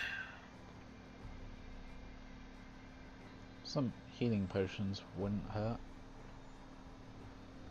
Do you have anything that's going to be useful against the undead? You're not gonna really want to use potions on undead. No. What about something, any kind of oil for, say, a weapon that would make it more effective against the undead?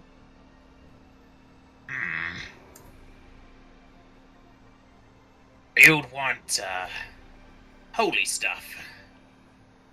Sure, sounds good. Do you have it?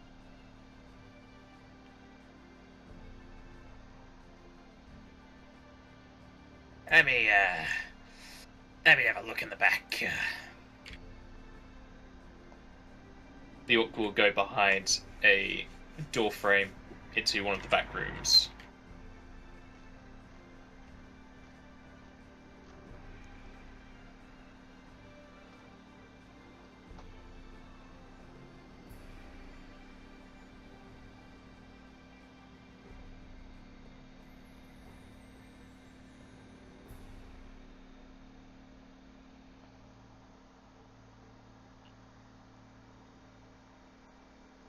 And he'll come out with a box with several little circular holes in it with plenty of vials as he puts onto the table. Yeah, got this holy water here. Blessed by the best. It'll be good against any type of undead or evil outsiders. I look to Alferris to get his opinion. It looks like it'd do something, and I've heard of holy water before. Okay. How many vials are in the crate?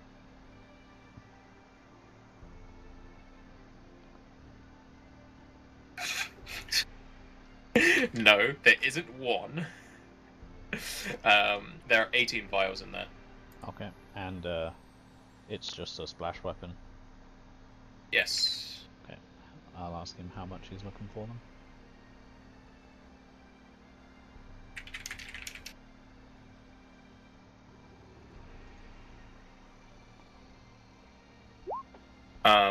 It's 25 gold per vial, and it does 2d4 damage if you hit a target, and 1 damage to surrounding targets. 25 gold for one? Yes. Shit, that's expensive. I'll buy 8. That's expensive. I'll buy them all. Well, I've got plenty of cash.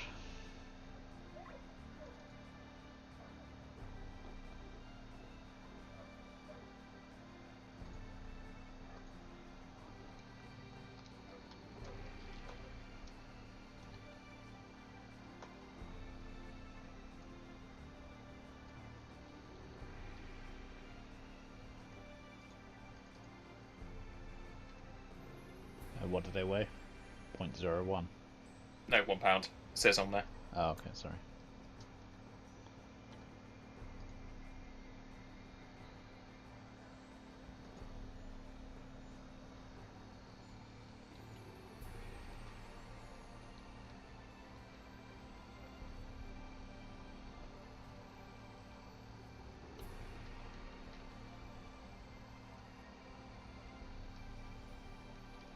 If anything, these would be best in the hands of Alferis, since his attack rolls suck, and these would be touch. Yep. Unless your arrows become immune, well, become useless against undead.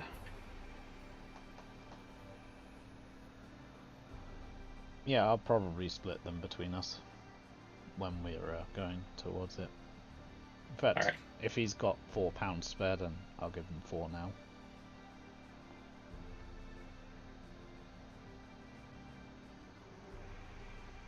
What happened to your weight? Why are you... He's into heavy again. Yeah, he's holding 2 weapons now.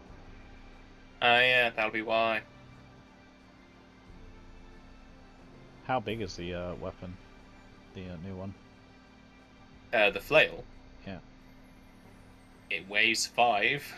Yeah, but size-wise, like, would it fit in a bag of holding? You're not going to want to put it in there. Okay. You don't want to put any type of weapons in the bag of holding. Can it pierce it? Yep. Ah, okay. What's my weight looking like?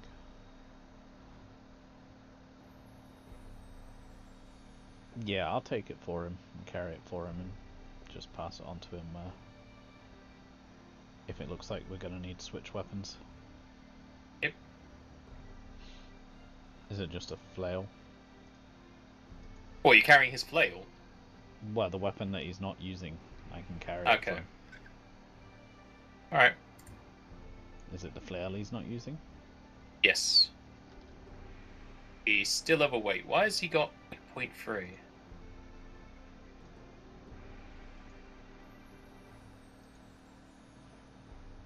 Yeah, carrying the flail flame doesn't change it. Okay. What else is he carrying? He has the longsword, the chainmail, his shield. Why has he got chainmail? He's got plate mail. Oh yes, he has full plate, that'll be why. He still has the chain. It's not carried, so that doesn't even carry into his weight. Pretty sure you already sold his chainmail. Yeah, I did. Delete that, because he doesn't have it.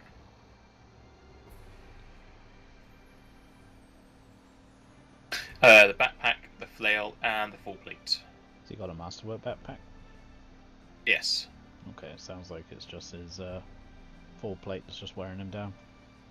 There's probably nothing we can do about it without taking. Like, there's nothing else I can take from him that he's not going to be using, so.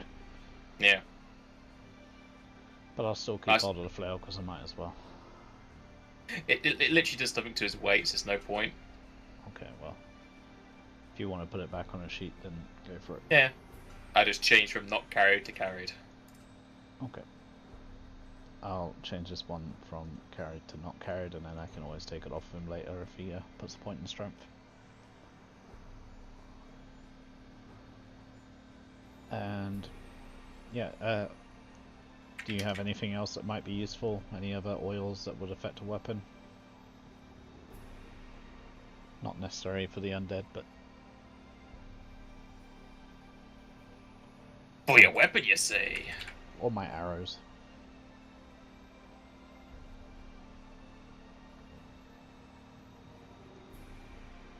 And I'd also like to take a look at your healing potions.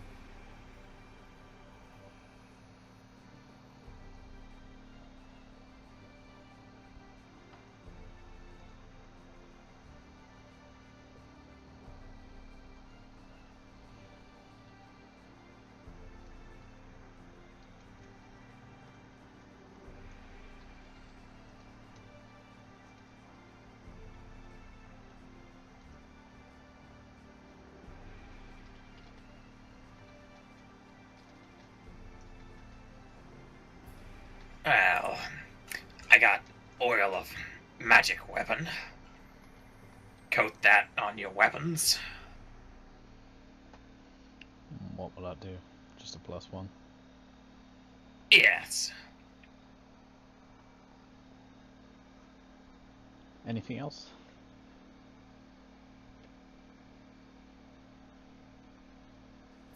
And I'll also ask him what the oil of magic weapon goes for.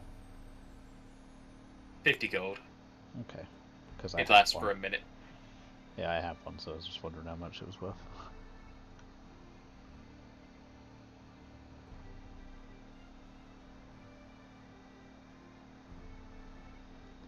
And if that's all he's got oil-wise, then I'll look at the potions of healing.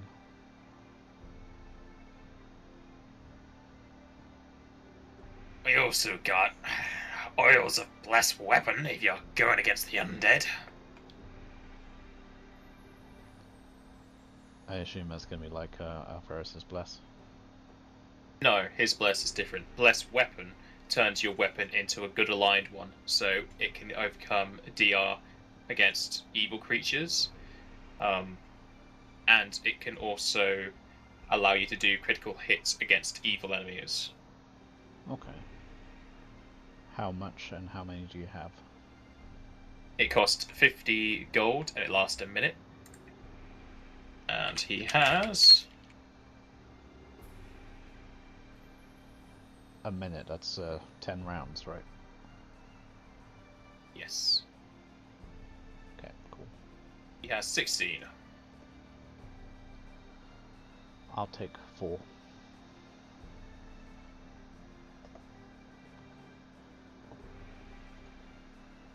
That was 50 gold each. Yes.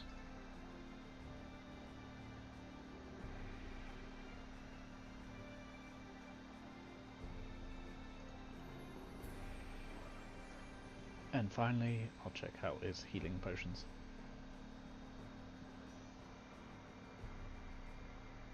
He has plenty of Cure Light Wounds potions. We will heal you for 1d8 plus 1. But to be honest, you have wands, and wands are technically better than the potions. Yep. I was looking to see, hoping you'd have a Cure Moderate or Cure Serious potion or something. I show him my potion of Cure Light Wounds plus 5. And ask him if he has anything like this. 1d8 plus 5. So it's the exact equivalent of my spell, but... He doesn't have anything that strong. Okay. Well, I thank you for your business. I will almost definitely be back again.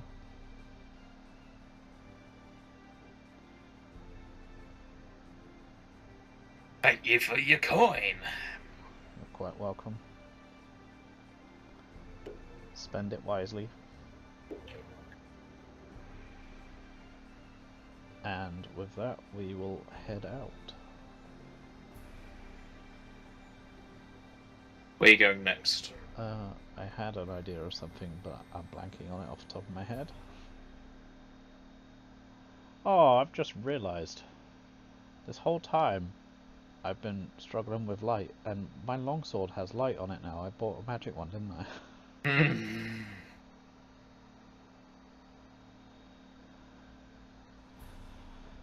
But yeah, so there was something else I was going to do in town. It involved going to the inn, but I can't remember what it was, so I guess we're going to load up the wagon with all the supplies, and... Oh, I'm going to approach the merchant I spoke to about the trade caravan and ask to adjust the order a little. Alright, what are you changing? I want to make it 150 meat each time, rather than 100, because it doesn't quite make it. And reduce the veg down to 80. And want him to let me go down again.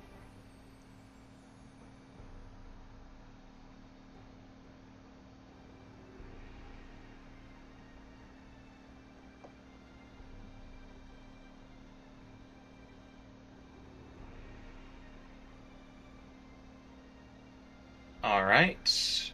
I now need to calculate the change in price. Sorry.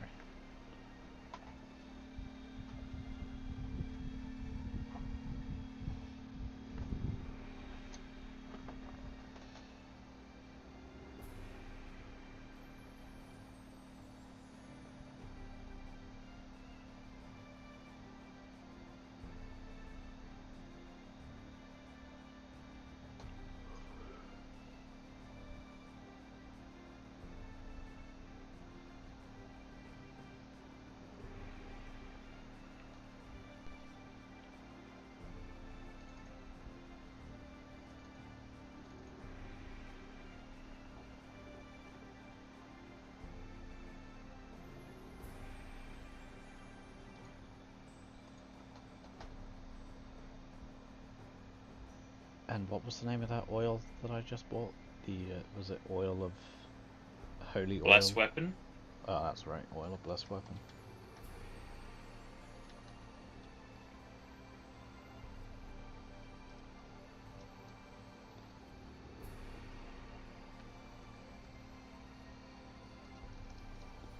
Alright, change that over.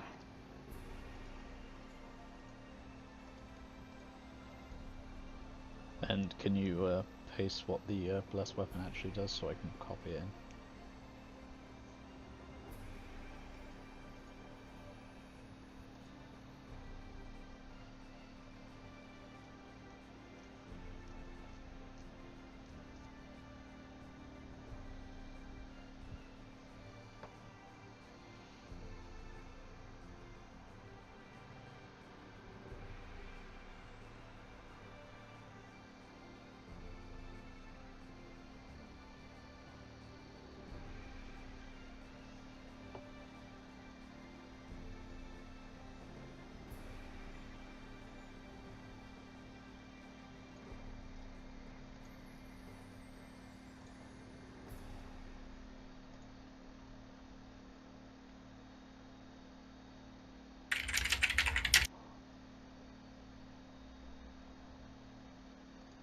That's the gist of what you want. Get there. What you're getting from that.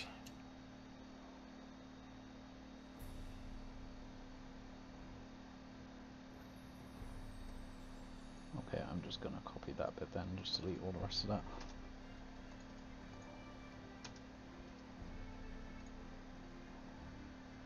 Thank you. And with that, we'll head back.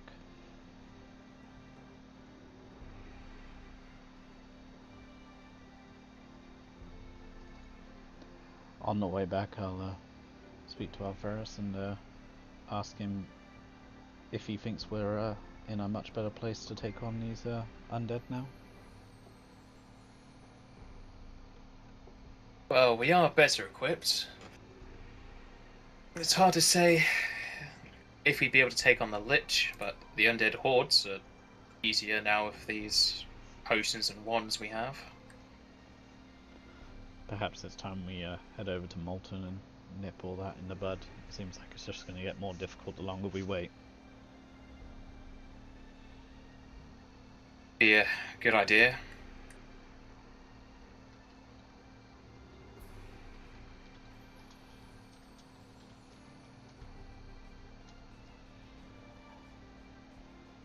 Then we'll have to look into doing that sometime in the near future. But for now, let's get these beds and tents back to the fort. These people are dying for some place to stay.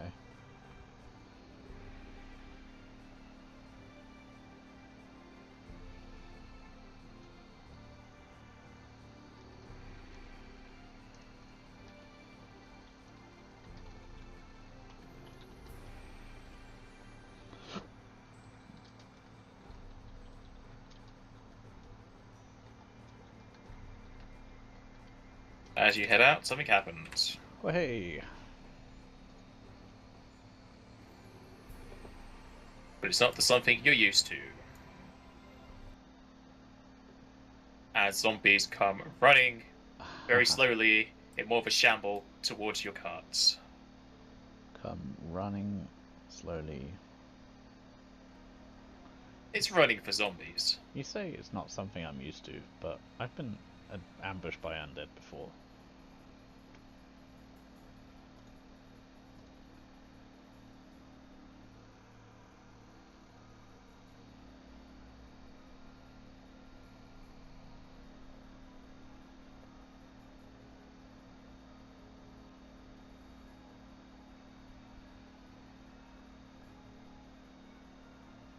Alvarez will have his charges back, and he'll heal his level. Assuming Frecky's the same. Yep.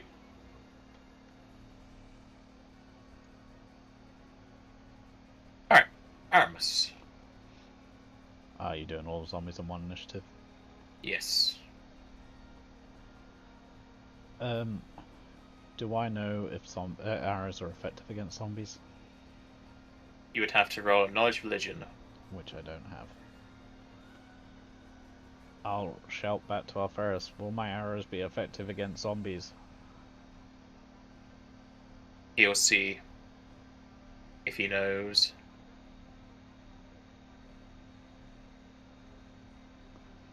That's the best knowledge religion check he's ever made. Mm. Usually rolls really poorly on these.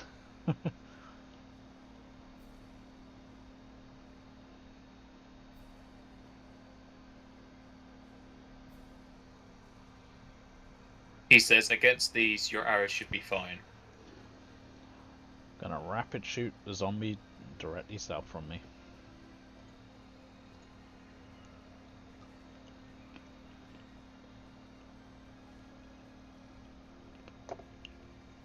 First one hits, second one hits, and the third one hits. Nice.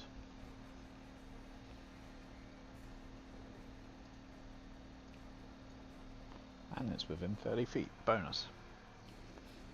Now, is this a humanoid zombie? Dead. Doesn't matter if they're undead. You asked that before. I know, but it should count. It's still a human, dead or alive. Brecky's gonna cleave, starting at the top. Oh, I missed a button, that's why it didn't work. That'll hit. And trip. Yeah, well, it's a crit, so trips, and that's a fumble, so it does not. Okay.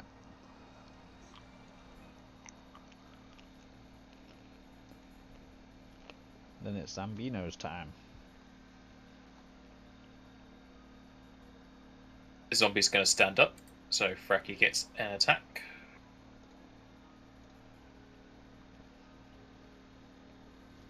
And kills it, and as Fracky bites into this thing, this zombie will explode. Ooh. Fracky needs to make a fortitude save.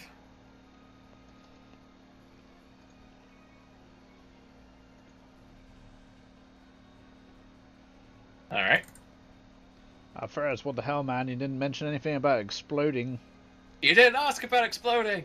I figured it was implied. The zombie next to Fracky will attack Fracky 3 times and deal 21 damage. So, Ferris, what does this exploding stuff do? It's probably to turn you into one of them. That seems like a not good thing. Let's not do that. I could probably cure it. It's the probably I don't like. And Fracky's grappled. Okay. No save He's a stuff zombie. against that. It's a check against his CMD. Okay. These 2 zombies are going to miss you. As Alferis is getting surrounded. And one of them will hit him for 7.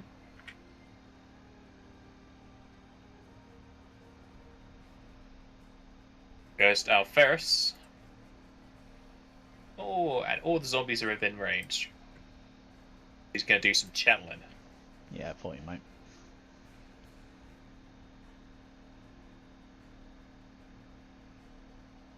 And he increased the save of it to 17, so this should be a bit easier to do for him.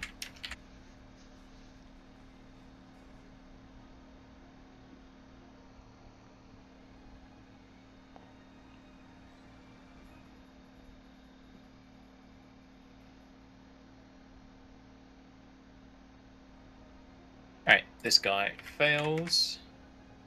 That guy succeeds. That guy succeeds.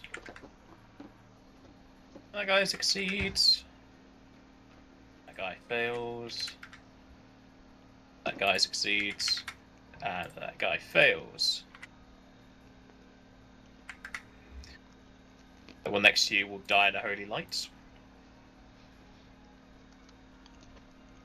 Kratos is then going to use his move action to do it again. It didn't explode. It didn't explode, no. But 10. That guy saved. That guy crit his save. That guy saved. Guy failed. That guy crit saved. That's right, waste your crits. And then that guy saved.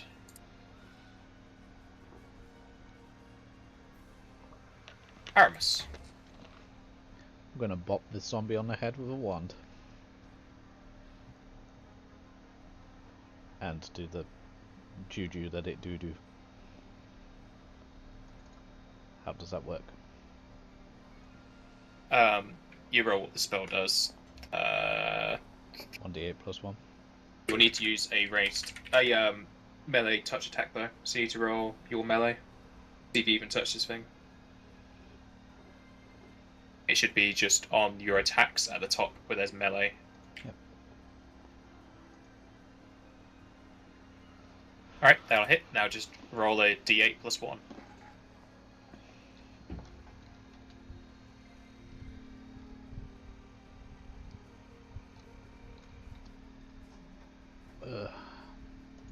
I need a space.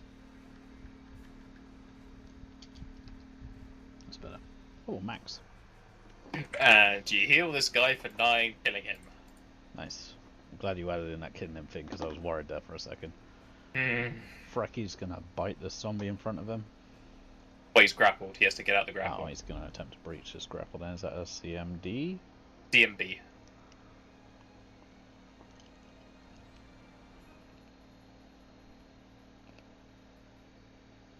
And defense or offense?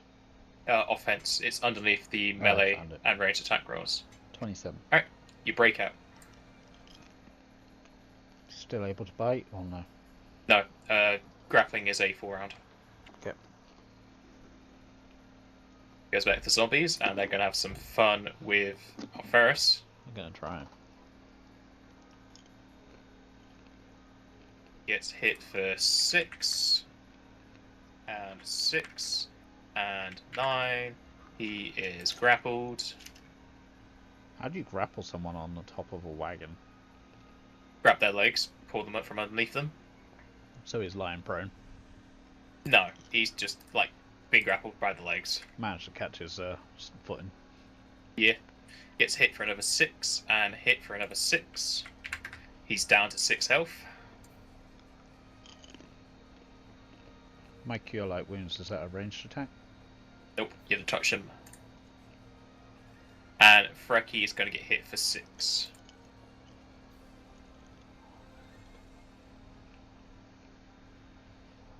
Goes to Alferis, who is not having a good time right now.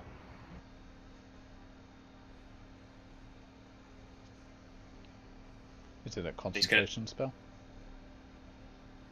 Is what? Cure light wounds. Like, am I going to be able to run up to him and cast it even if a zombie's next to him? Yes, but they'll get an opportunity. You can roll concentration to cast it defensively. But if you use the wand, there is no attack opportunity. Oh, okay, cool. So I can just run out to Alferis and boop him. Yep. Cool. Alferis can't channel whilst grappled.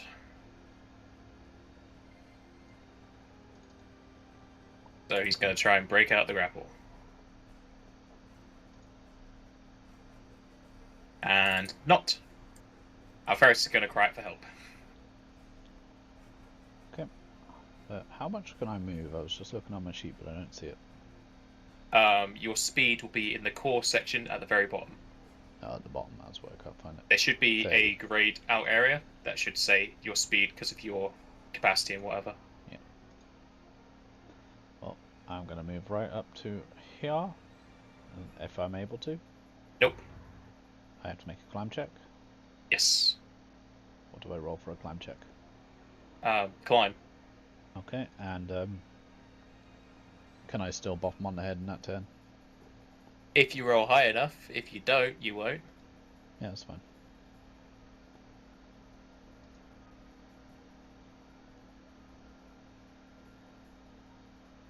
You're able to plant your foot up and kind of do a little bit of a hop up, and you're able to touch Alferis with the wand.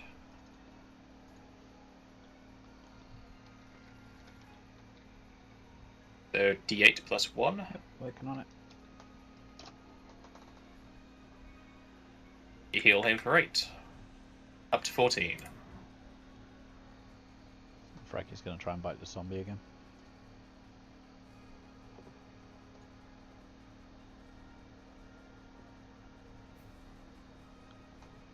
That'll be a miss. Okay. Zombie up top's going to attack Frecky and miss. Then the other zombies are going to attack you and Alferus.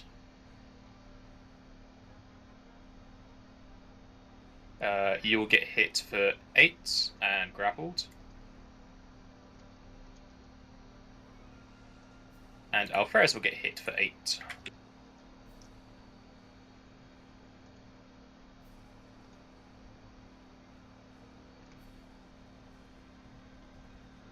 Ferris is still going to try and break out the grapple. And nope. Aramis is also going to try and break out the grapple.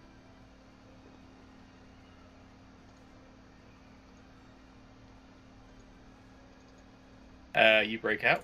It takes a whole turn to do that. Yes. Frankie's going to continue biting at the zombie. And crit failing.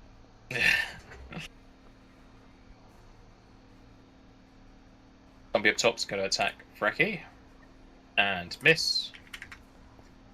Then attacks against you and Alferus. You will get hit 3 times or 20. Grappled? No. Good.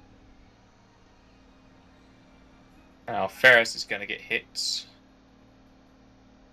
for a 4.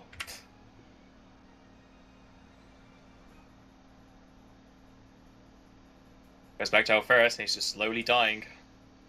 He can't get out the grapple. Gonna hold his turn. No, this is gonna break out. He can't do anything else. And he still can't do anything. Aramis. If I take a 5-foot step, am I able to just smash one of these holy waters on top of its head? You still need to roll an attack. Okay. So I might as well just throw it. I'm going to throw a holy water at the one that's grappled, Alferus. It's a range, just a range attack.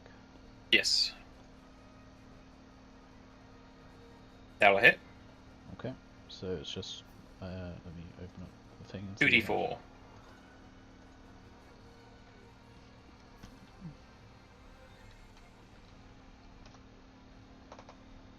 Seven.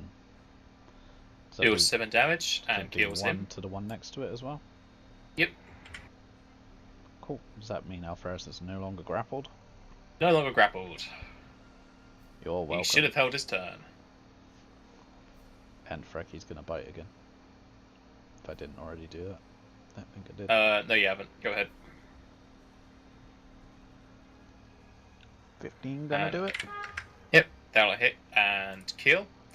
As it explodes, Frecky needs to make a fortitude.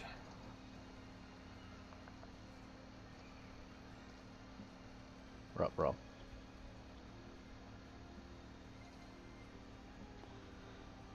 It's not ideal.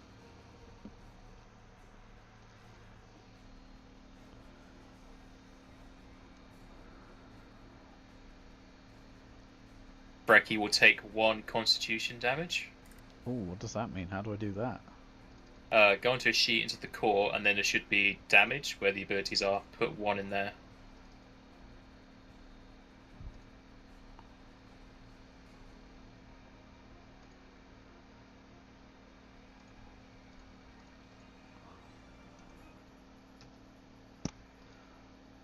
So that's just gonna knock down the modifier by 1.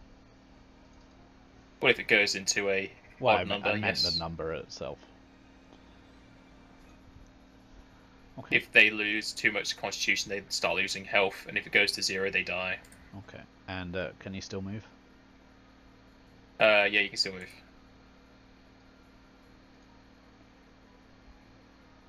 And that's my turn done.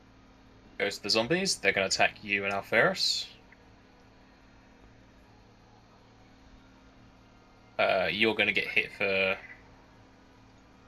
going to get hit 3 times for 24.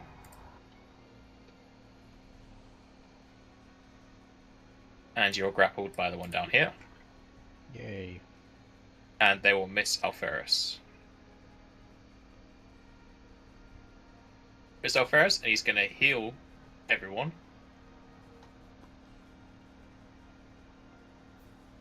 So you guys will heal for 13.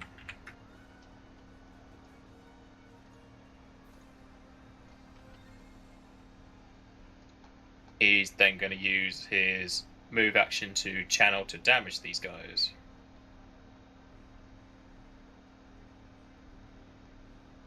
Oh, nice. How many more channels you got left? He has 1 charge left. That guy fails and dies in Holy Light.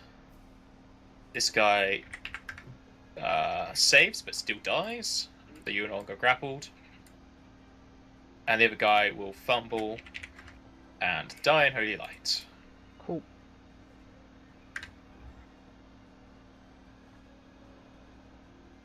How are you doing for heals Alferus?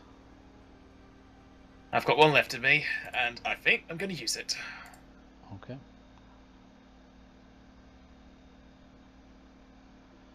Would you like me to get the wand out, or would you rather we wait until the fort and just rest up and not waste a charge?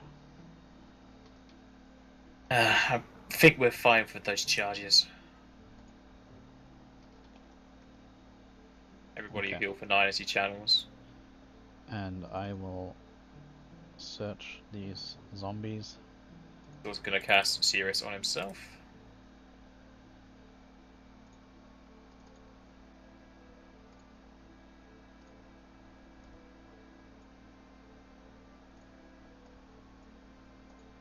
And he'll cast Moderate on you.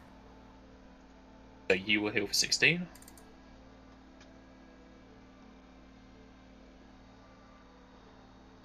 And he'll also give you a light as well. Heal you for 12.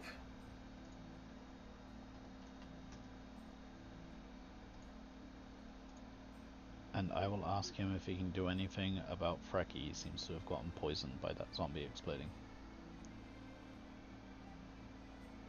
Or does he need to pray to the gods first? I have to do that back at base. Okay, no problem. And I will check through these zombies, seeing if they have anything of use on them, and if not, finding the appropriate bones. Just the bones. 8 of them. Yes. Okay, and we carry on our way to the fort.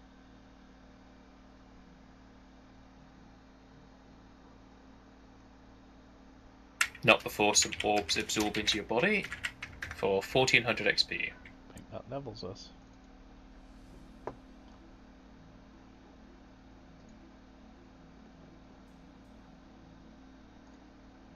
Yep, that levels us.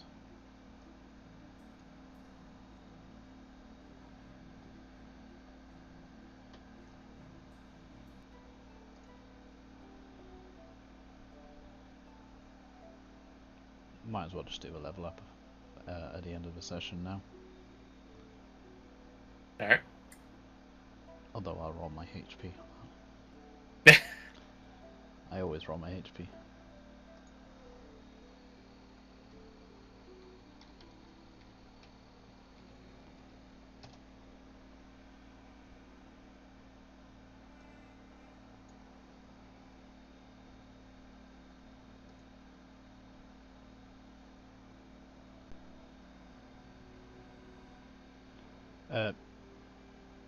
When I roll the HP, I'm blanking all of a sudden. Do I put it in the class HP section?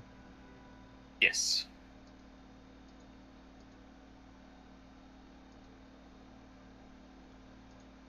Okay. And I mean, if you wanted to give Alferus his stat for strength now, I'll understand. But I'm going to be doing the rest of my level up. after. There's no point trying to do it now.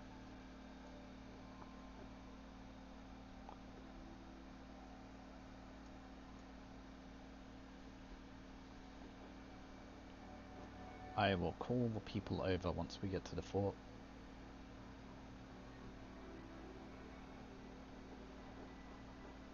And start brandishing pavilion tents. You guys want to give me a hand putting up these 3 tents? Yep, they will thank you and move to start putting them up. I'll help them.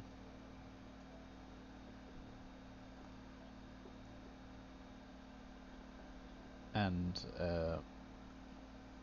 I don't know. They can put them wherever. I was going to say we'd probably end up putting them down to the bottom, but I'm not entirely sure where we're working on the actual barracks yet, so...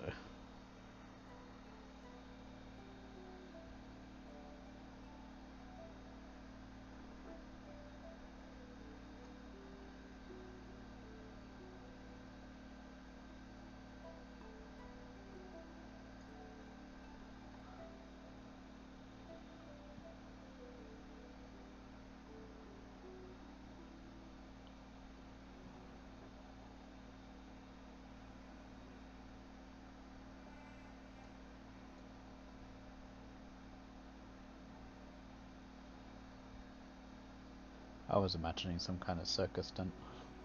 Yeah.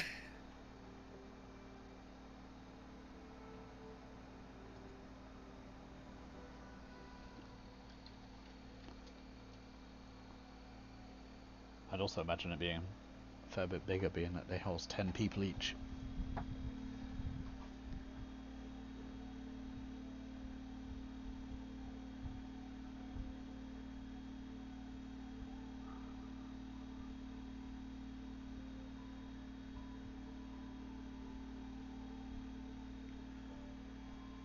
And as we were assembling them, I'll turn around and say, well, no, you guys don't try and be all funny and put bear traps outside each other's doors, that'd be cruel. You think rather weirdly of us. Maybe.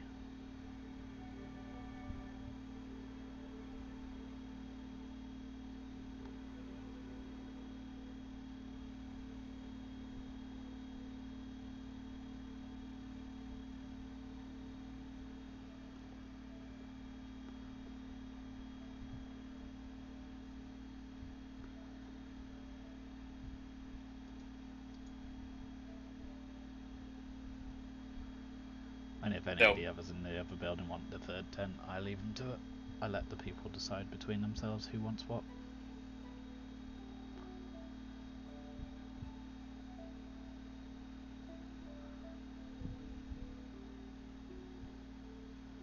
Dunban, the farmer, and Joanne will move into the other tower, whereas the people in that tower will stay there, and the other tent will be used by the guards. Okay. The ones that aren't on duty, I assume. Yes. And I also put the 2 beds in the guard tower.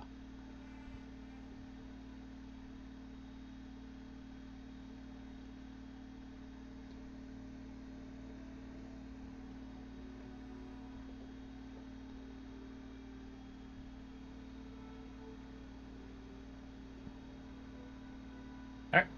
I'll just put it outside just to show they're inside there. Okay. Or they could put the 2 beds inside the actual tent, whichever the case they choose. I just leave it in their hands. And I'll also let them know that I would have liked to have gotten more, but there's only so much space in a wagon, and we don't really have a place to fit all these beds at the moment.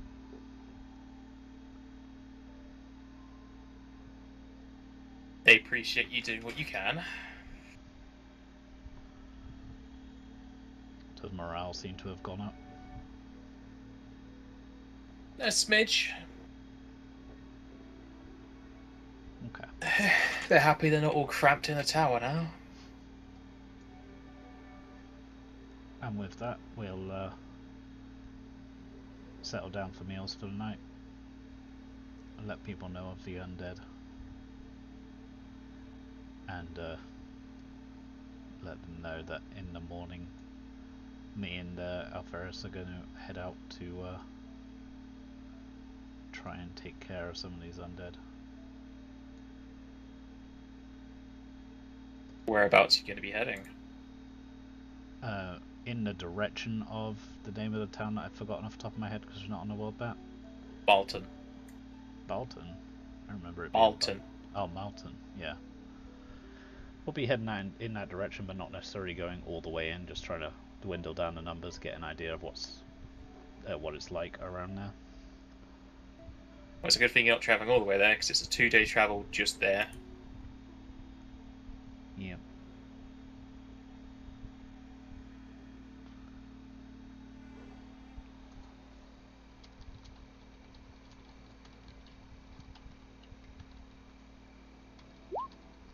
And the day will pass.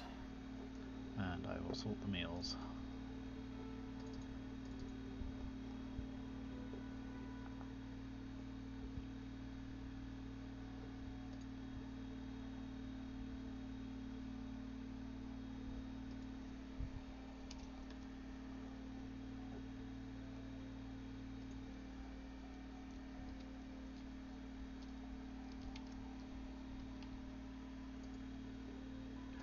I'll also let Dunban and Joanne know for the not Dunban, Calmore and Joanne know that for the next delivery I've decreased the amount of vegetables because of the farm, but I've increased the amount of meat because we seem to keep running out.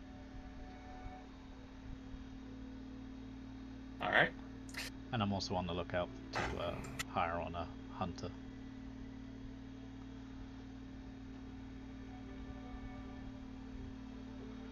They're pretty sure with the guards becoming more of a stationary thing, there's not going to be much of hunting for them. Yep, that's why I'm looking for an independent hunter themselves.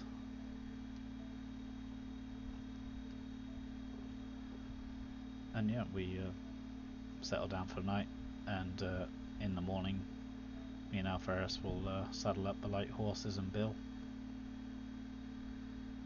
and we'll make our way. We're going to go south past, like all the way past Hayden, and then go across from that way.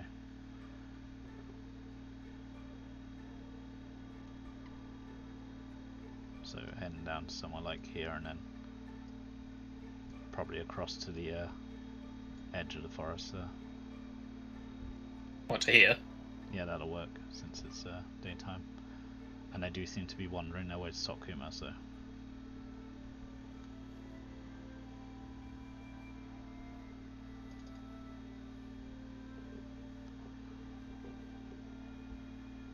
Before I leave, I replenish my quiver. Yep.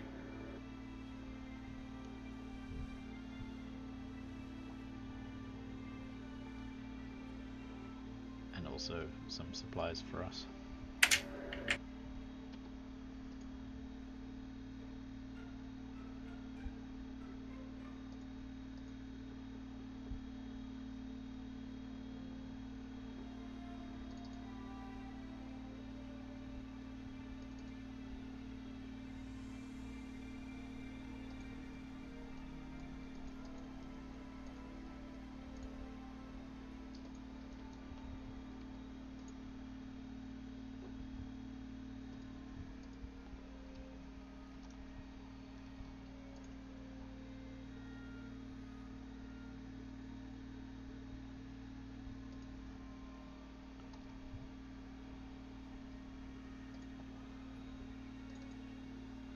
And we make it there alright?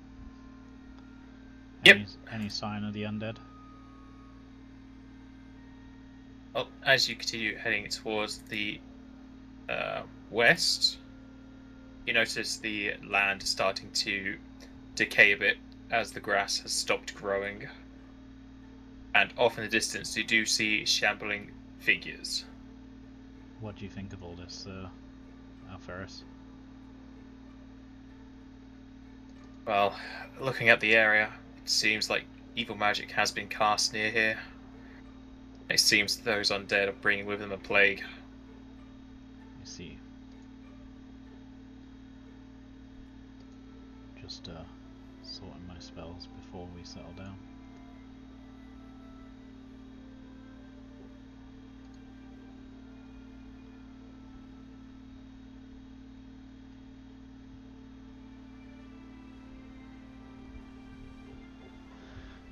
Okay. Well, before we set up camp, we'll set up camp and I will cast alarm. Being that we see the undead in the distance.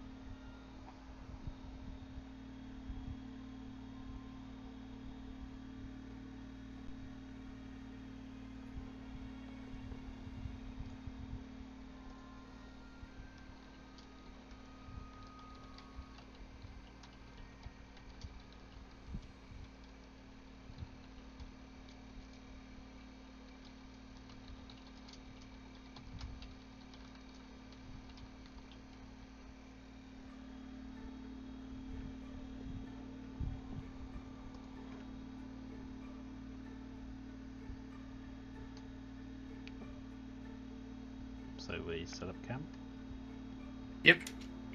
Once I've just set up something. Ah, okay.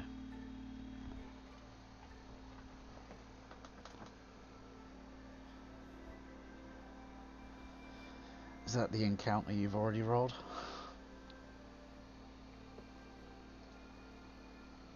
No, I'm just doing some spells for Alpharis since he knows where you're going. Ah, okay.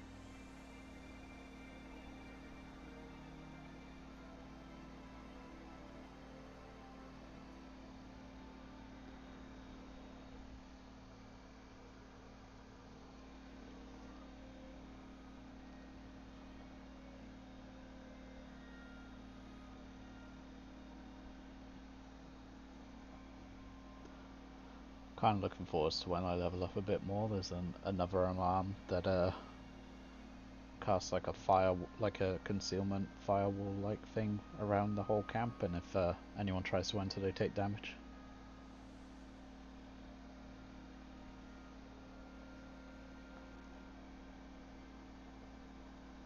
You say you cast alarm? Yeah, I did. Alright. Oh, your alarm's going off. I thought it might. I guess For some that reason- means we're prepared, and does that mean we get to get around him before initiative? No. No. So, it just means that we're not asleep. Yes. Okay.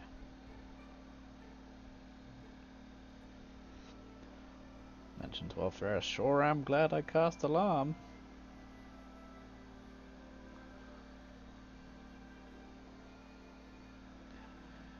Not that he'd know, because I'm pretty sure it just goes off in my head and just something wakes me up. I don't know if he wakes up to it as well. You should be able to. You should be able to change if it's telepathic or actual sounds. Okay.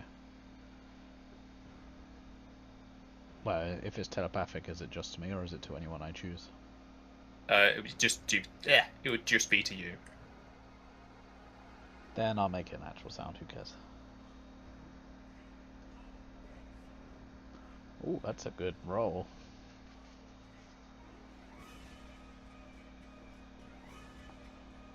Ah, Zambinos.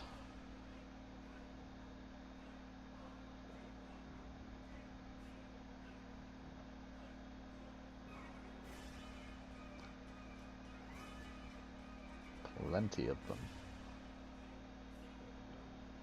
So as you settle down for the night and cast up your little beacon, just to let you know when things are happening, it starts ringing rather loudly, and as you wake up, you see the earth start to shake, as hands sprout and crush out of the earth as they pull themselves out. Groans and shambles coming towards you.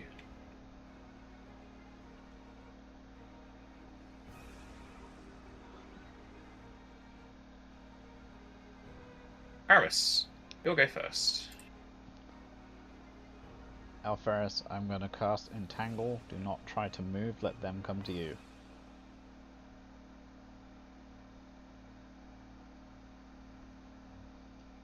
I'm assuming if he doesn't try to move in the Entangle, he won't take damage. Is that right? Nope, you're going to take damage if you're in it. Unless he makes a save. Okay.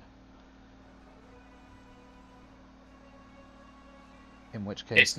It's not going to help you if you're in the Entangle. In which case, I'm going to cast Entangle on the south zombies. But I'm going to cast it so that I'm out of it. So that the edge of it's like here. You can't see what I'm trying to select, but... Nope. Like there. Well, below the horse, so... Like that sort of area. Below. I just realised you can't even see this aura, so... There we go. There we go. Yep. And Fracky is going to... Can you cast it so I can know what the save is?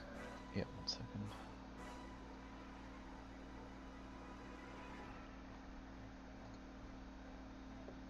Let me skim through it for you. Partial save, DC 13.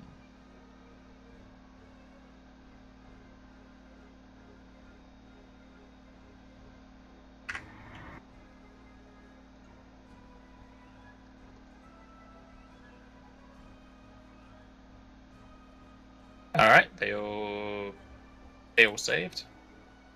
Lame. Fracky's gonna charge to here and bite this guy.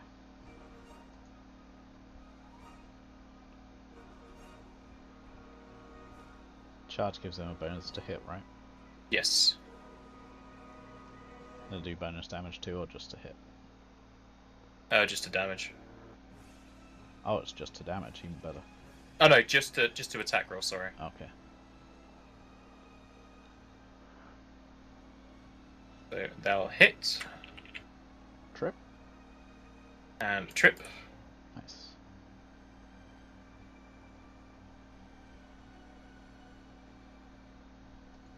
And goes to Alferis.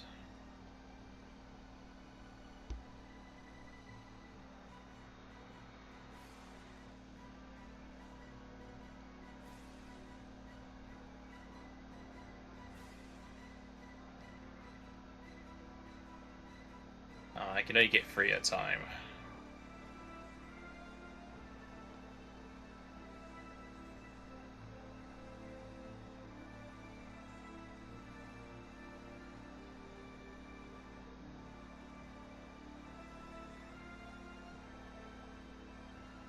Alright, he's going to get everyone beside 1 as he uses... new thing he got. Well, not the new thing he got, the one he prepared. Specifically. Freya! Nice. So everybody gets +1 on attack, damage, saves, and skill checks, whereas the enemies will take -1. I actually think you used this in the last episode too. He's then gonna get closer to you. Okay. Goes to the zombies.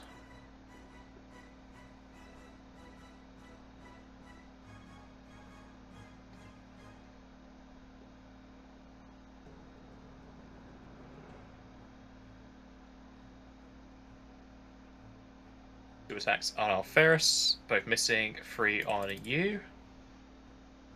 One of them hitting. Before the fight, if I'd known the flail would have been better for Alferis. Oh wait, he's already got it. Never mind. He already has it, yeah. You'll take 5 damage and get grappled.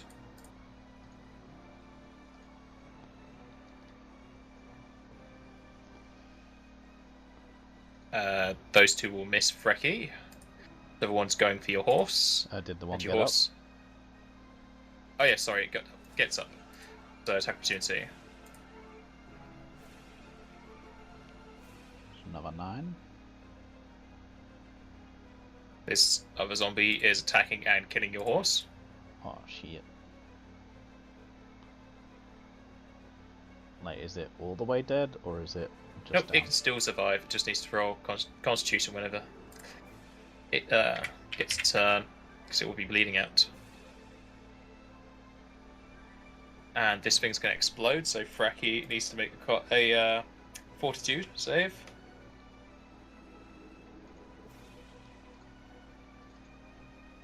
Alright. Aramis. All I can do is try and break out the grapple, so I'm going to do that.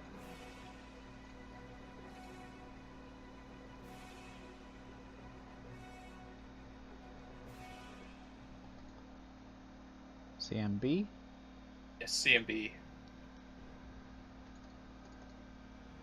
So 16, but is that prayer or +1 to that as well? Yeah. That would be a fail though. Okay. And Fracky? Frecky is going to bite the other guy. Miserably. And fumble. The horse down here is going to hoof the thing that's attacking its buddy. And hit twice for 6. Who hit twice? The light horse. Okay. So the other horse is damaged. One horse is down, the other horse is attacking the zombie. Oh, the horse attacked. Okay.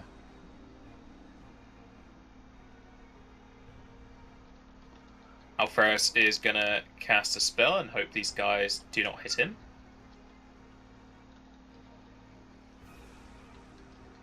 He's in luck, they both miss. He's casting a new spell he prepared just for this. And this is the one he just prepared. Holy Smite. So all the zombies around him need to will. Oh, no, wrong thing.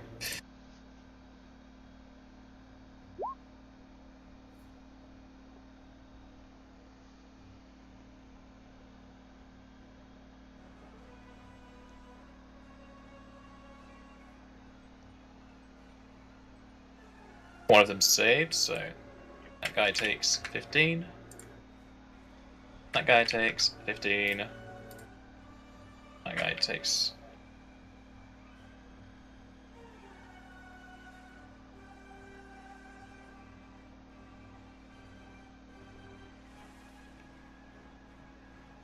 Seven. Takes 15. And this guy will take 15.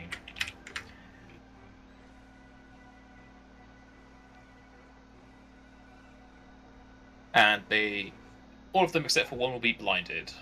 Oh, cool. Does that affect my grapple? No, since they're touching you. Lame. He's then going to use his new and improved movement channel to channel the enemies. Oh, you've already done his whole level up? Well, I've done that because it was just changing a 3d6 to a 4d6. Yeah, it's fine, I was just wondering. Using this as a move action to take 2 charges. First guy saves. Second guy saves. And those last guys will fail.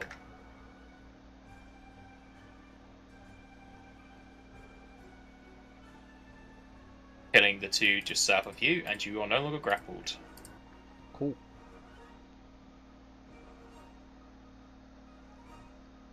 Goes to the zombies. And our first is having a good old time. He's gonna get hit for 8 and grappled.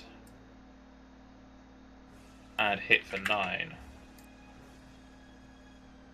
Attack on Frecky. Frecky will get hit for 7.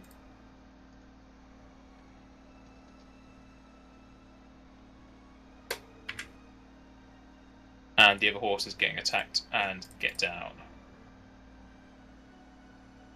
Aramis, you need to roll 2 constitutions for your 2 horses. How am I going to do that? Oh, wait. I do On have their character sheets for those. sheets.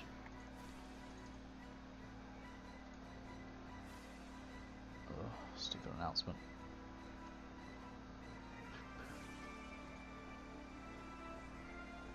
Where is Constitution?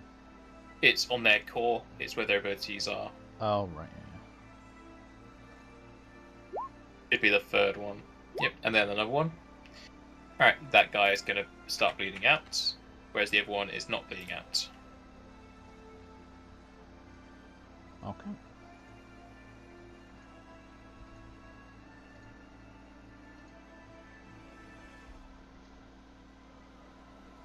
And it's my turn? Yes. Am I able to use the oil? Using an oil is a standard action and will provoke. Okay.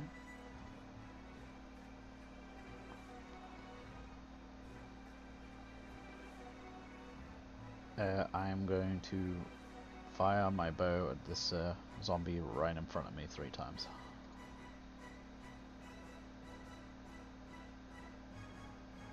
Ooh.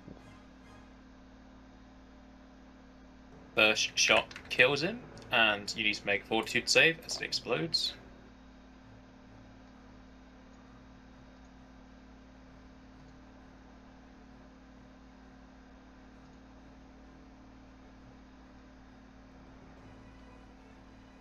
Alvarez got 16.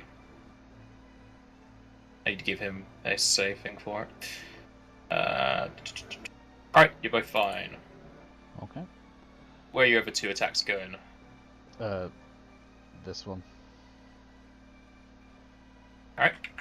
Our attack will hit him. Need to roll fortitude saves. Both first, or am I out of range of it? Both. No, just Alvarez.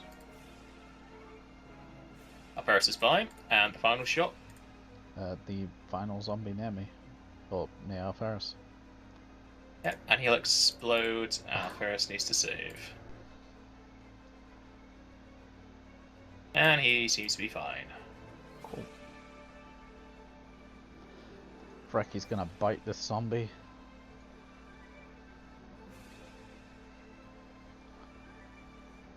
And miss.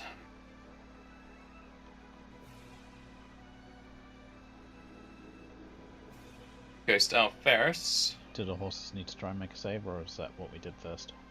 You did that first. Okay. Alvarez is going to get up and channel to heal everyone, so the horses don't die.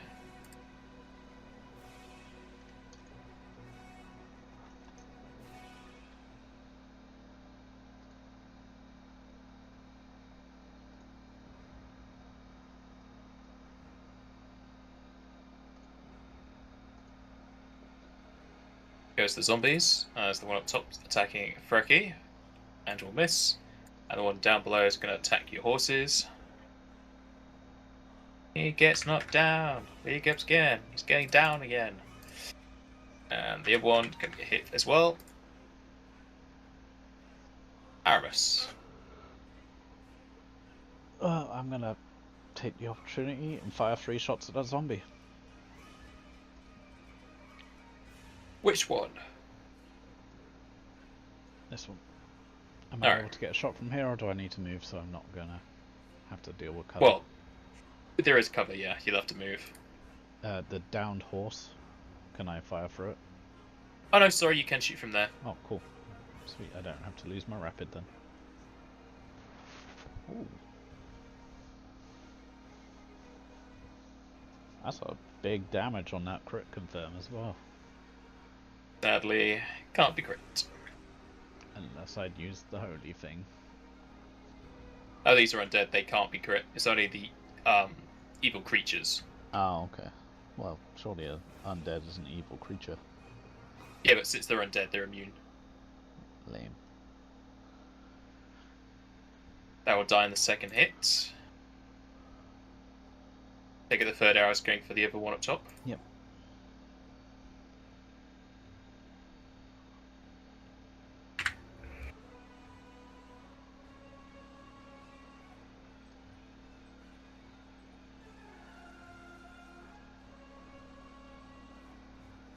Zombie explodes. The horses are fine.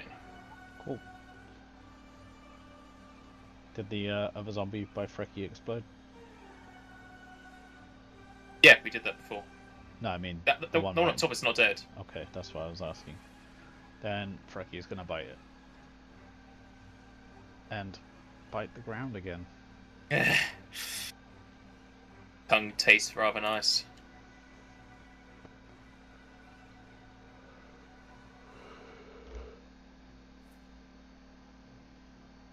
First is going to get around the back to give him flanking.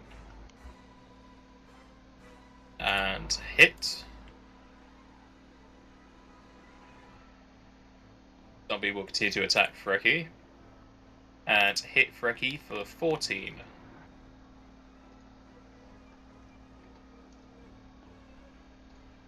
Okay. And will be grappled. Yeah, I suspected that was happening. Aramis. Frecky's going to attempt to get out of the grapple. Yep, breaks out. Aramis is going to rapid shoot this zombie.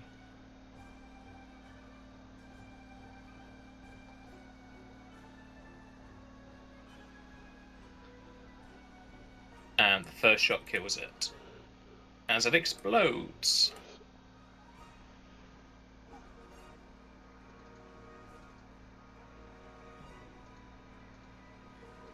Frecky needs to save. Fort, was it? Yes, fortitude. Alright, and you both seem to be fine. Okay, I recover my arrows.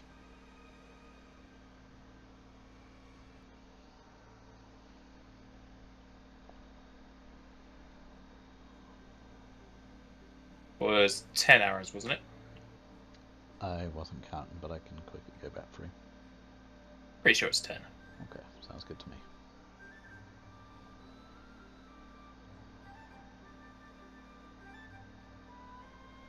You get 7 of your 10 arrows back. Cool.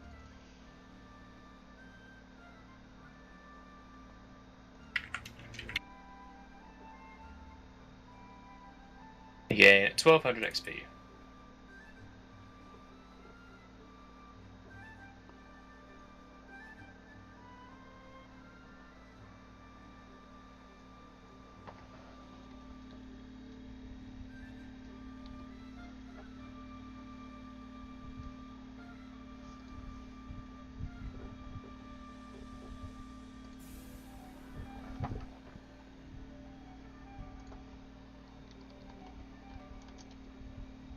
And Alferus will channel just to get the horses up.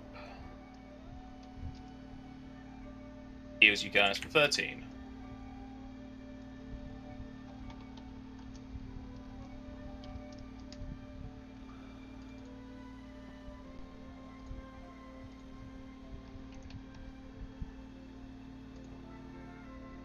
Okay. I check over the zombies for anything they're carrying, plus bones. They ain't carrying anything. Just the bones. How many was there? 8? Yeah. 8.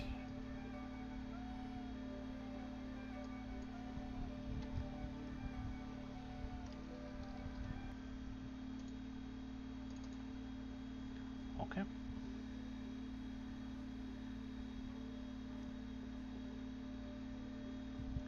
I had mentioned we were bringing Bill, by the way. Yes, you did.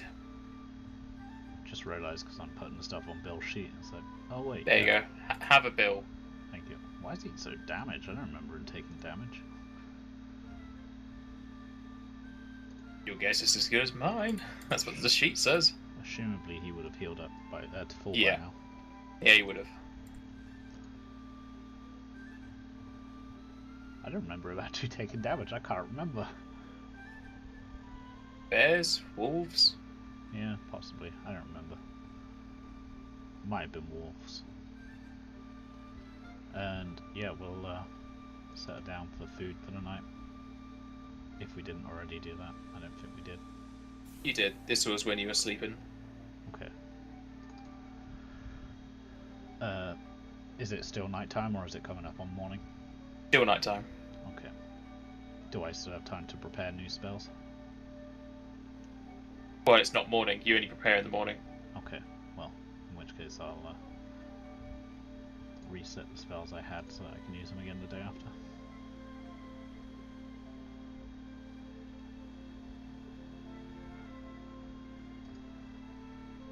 And yeah, we go back to wait until morning. And the day will pass. The alarm continues on in its effect, right? The what in here now? The alarm's effect continues on throughout the night, even after it's been sprung? No, it should end after it's been sprung. Okay.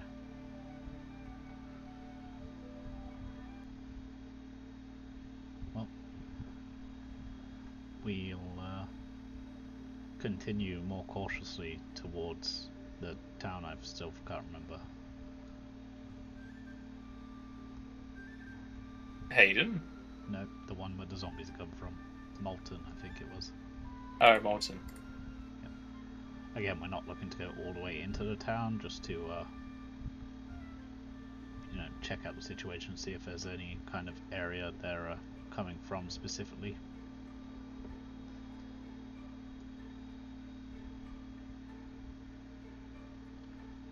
How far do you want to go? Probably to about here for the time being, but we're taking our time making sure to keep an eye out for any undead on the way.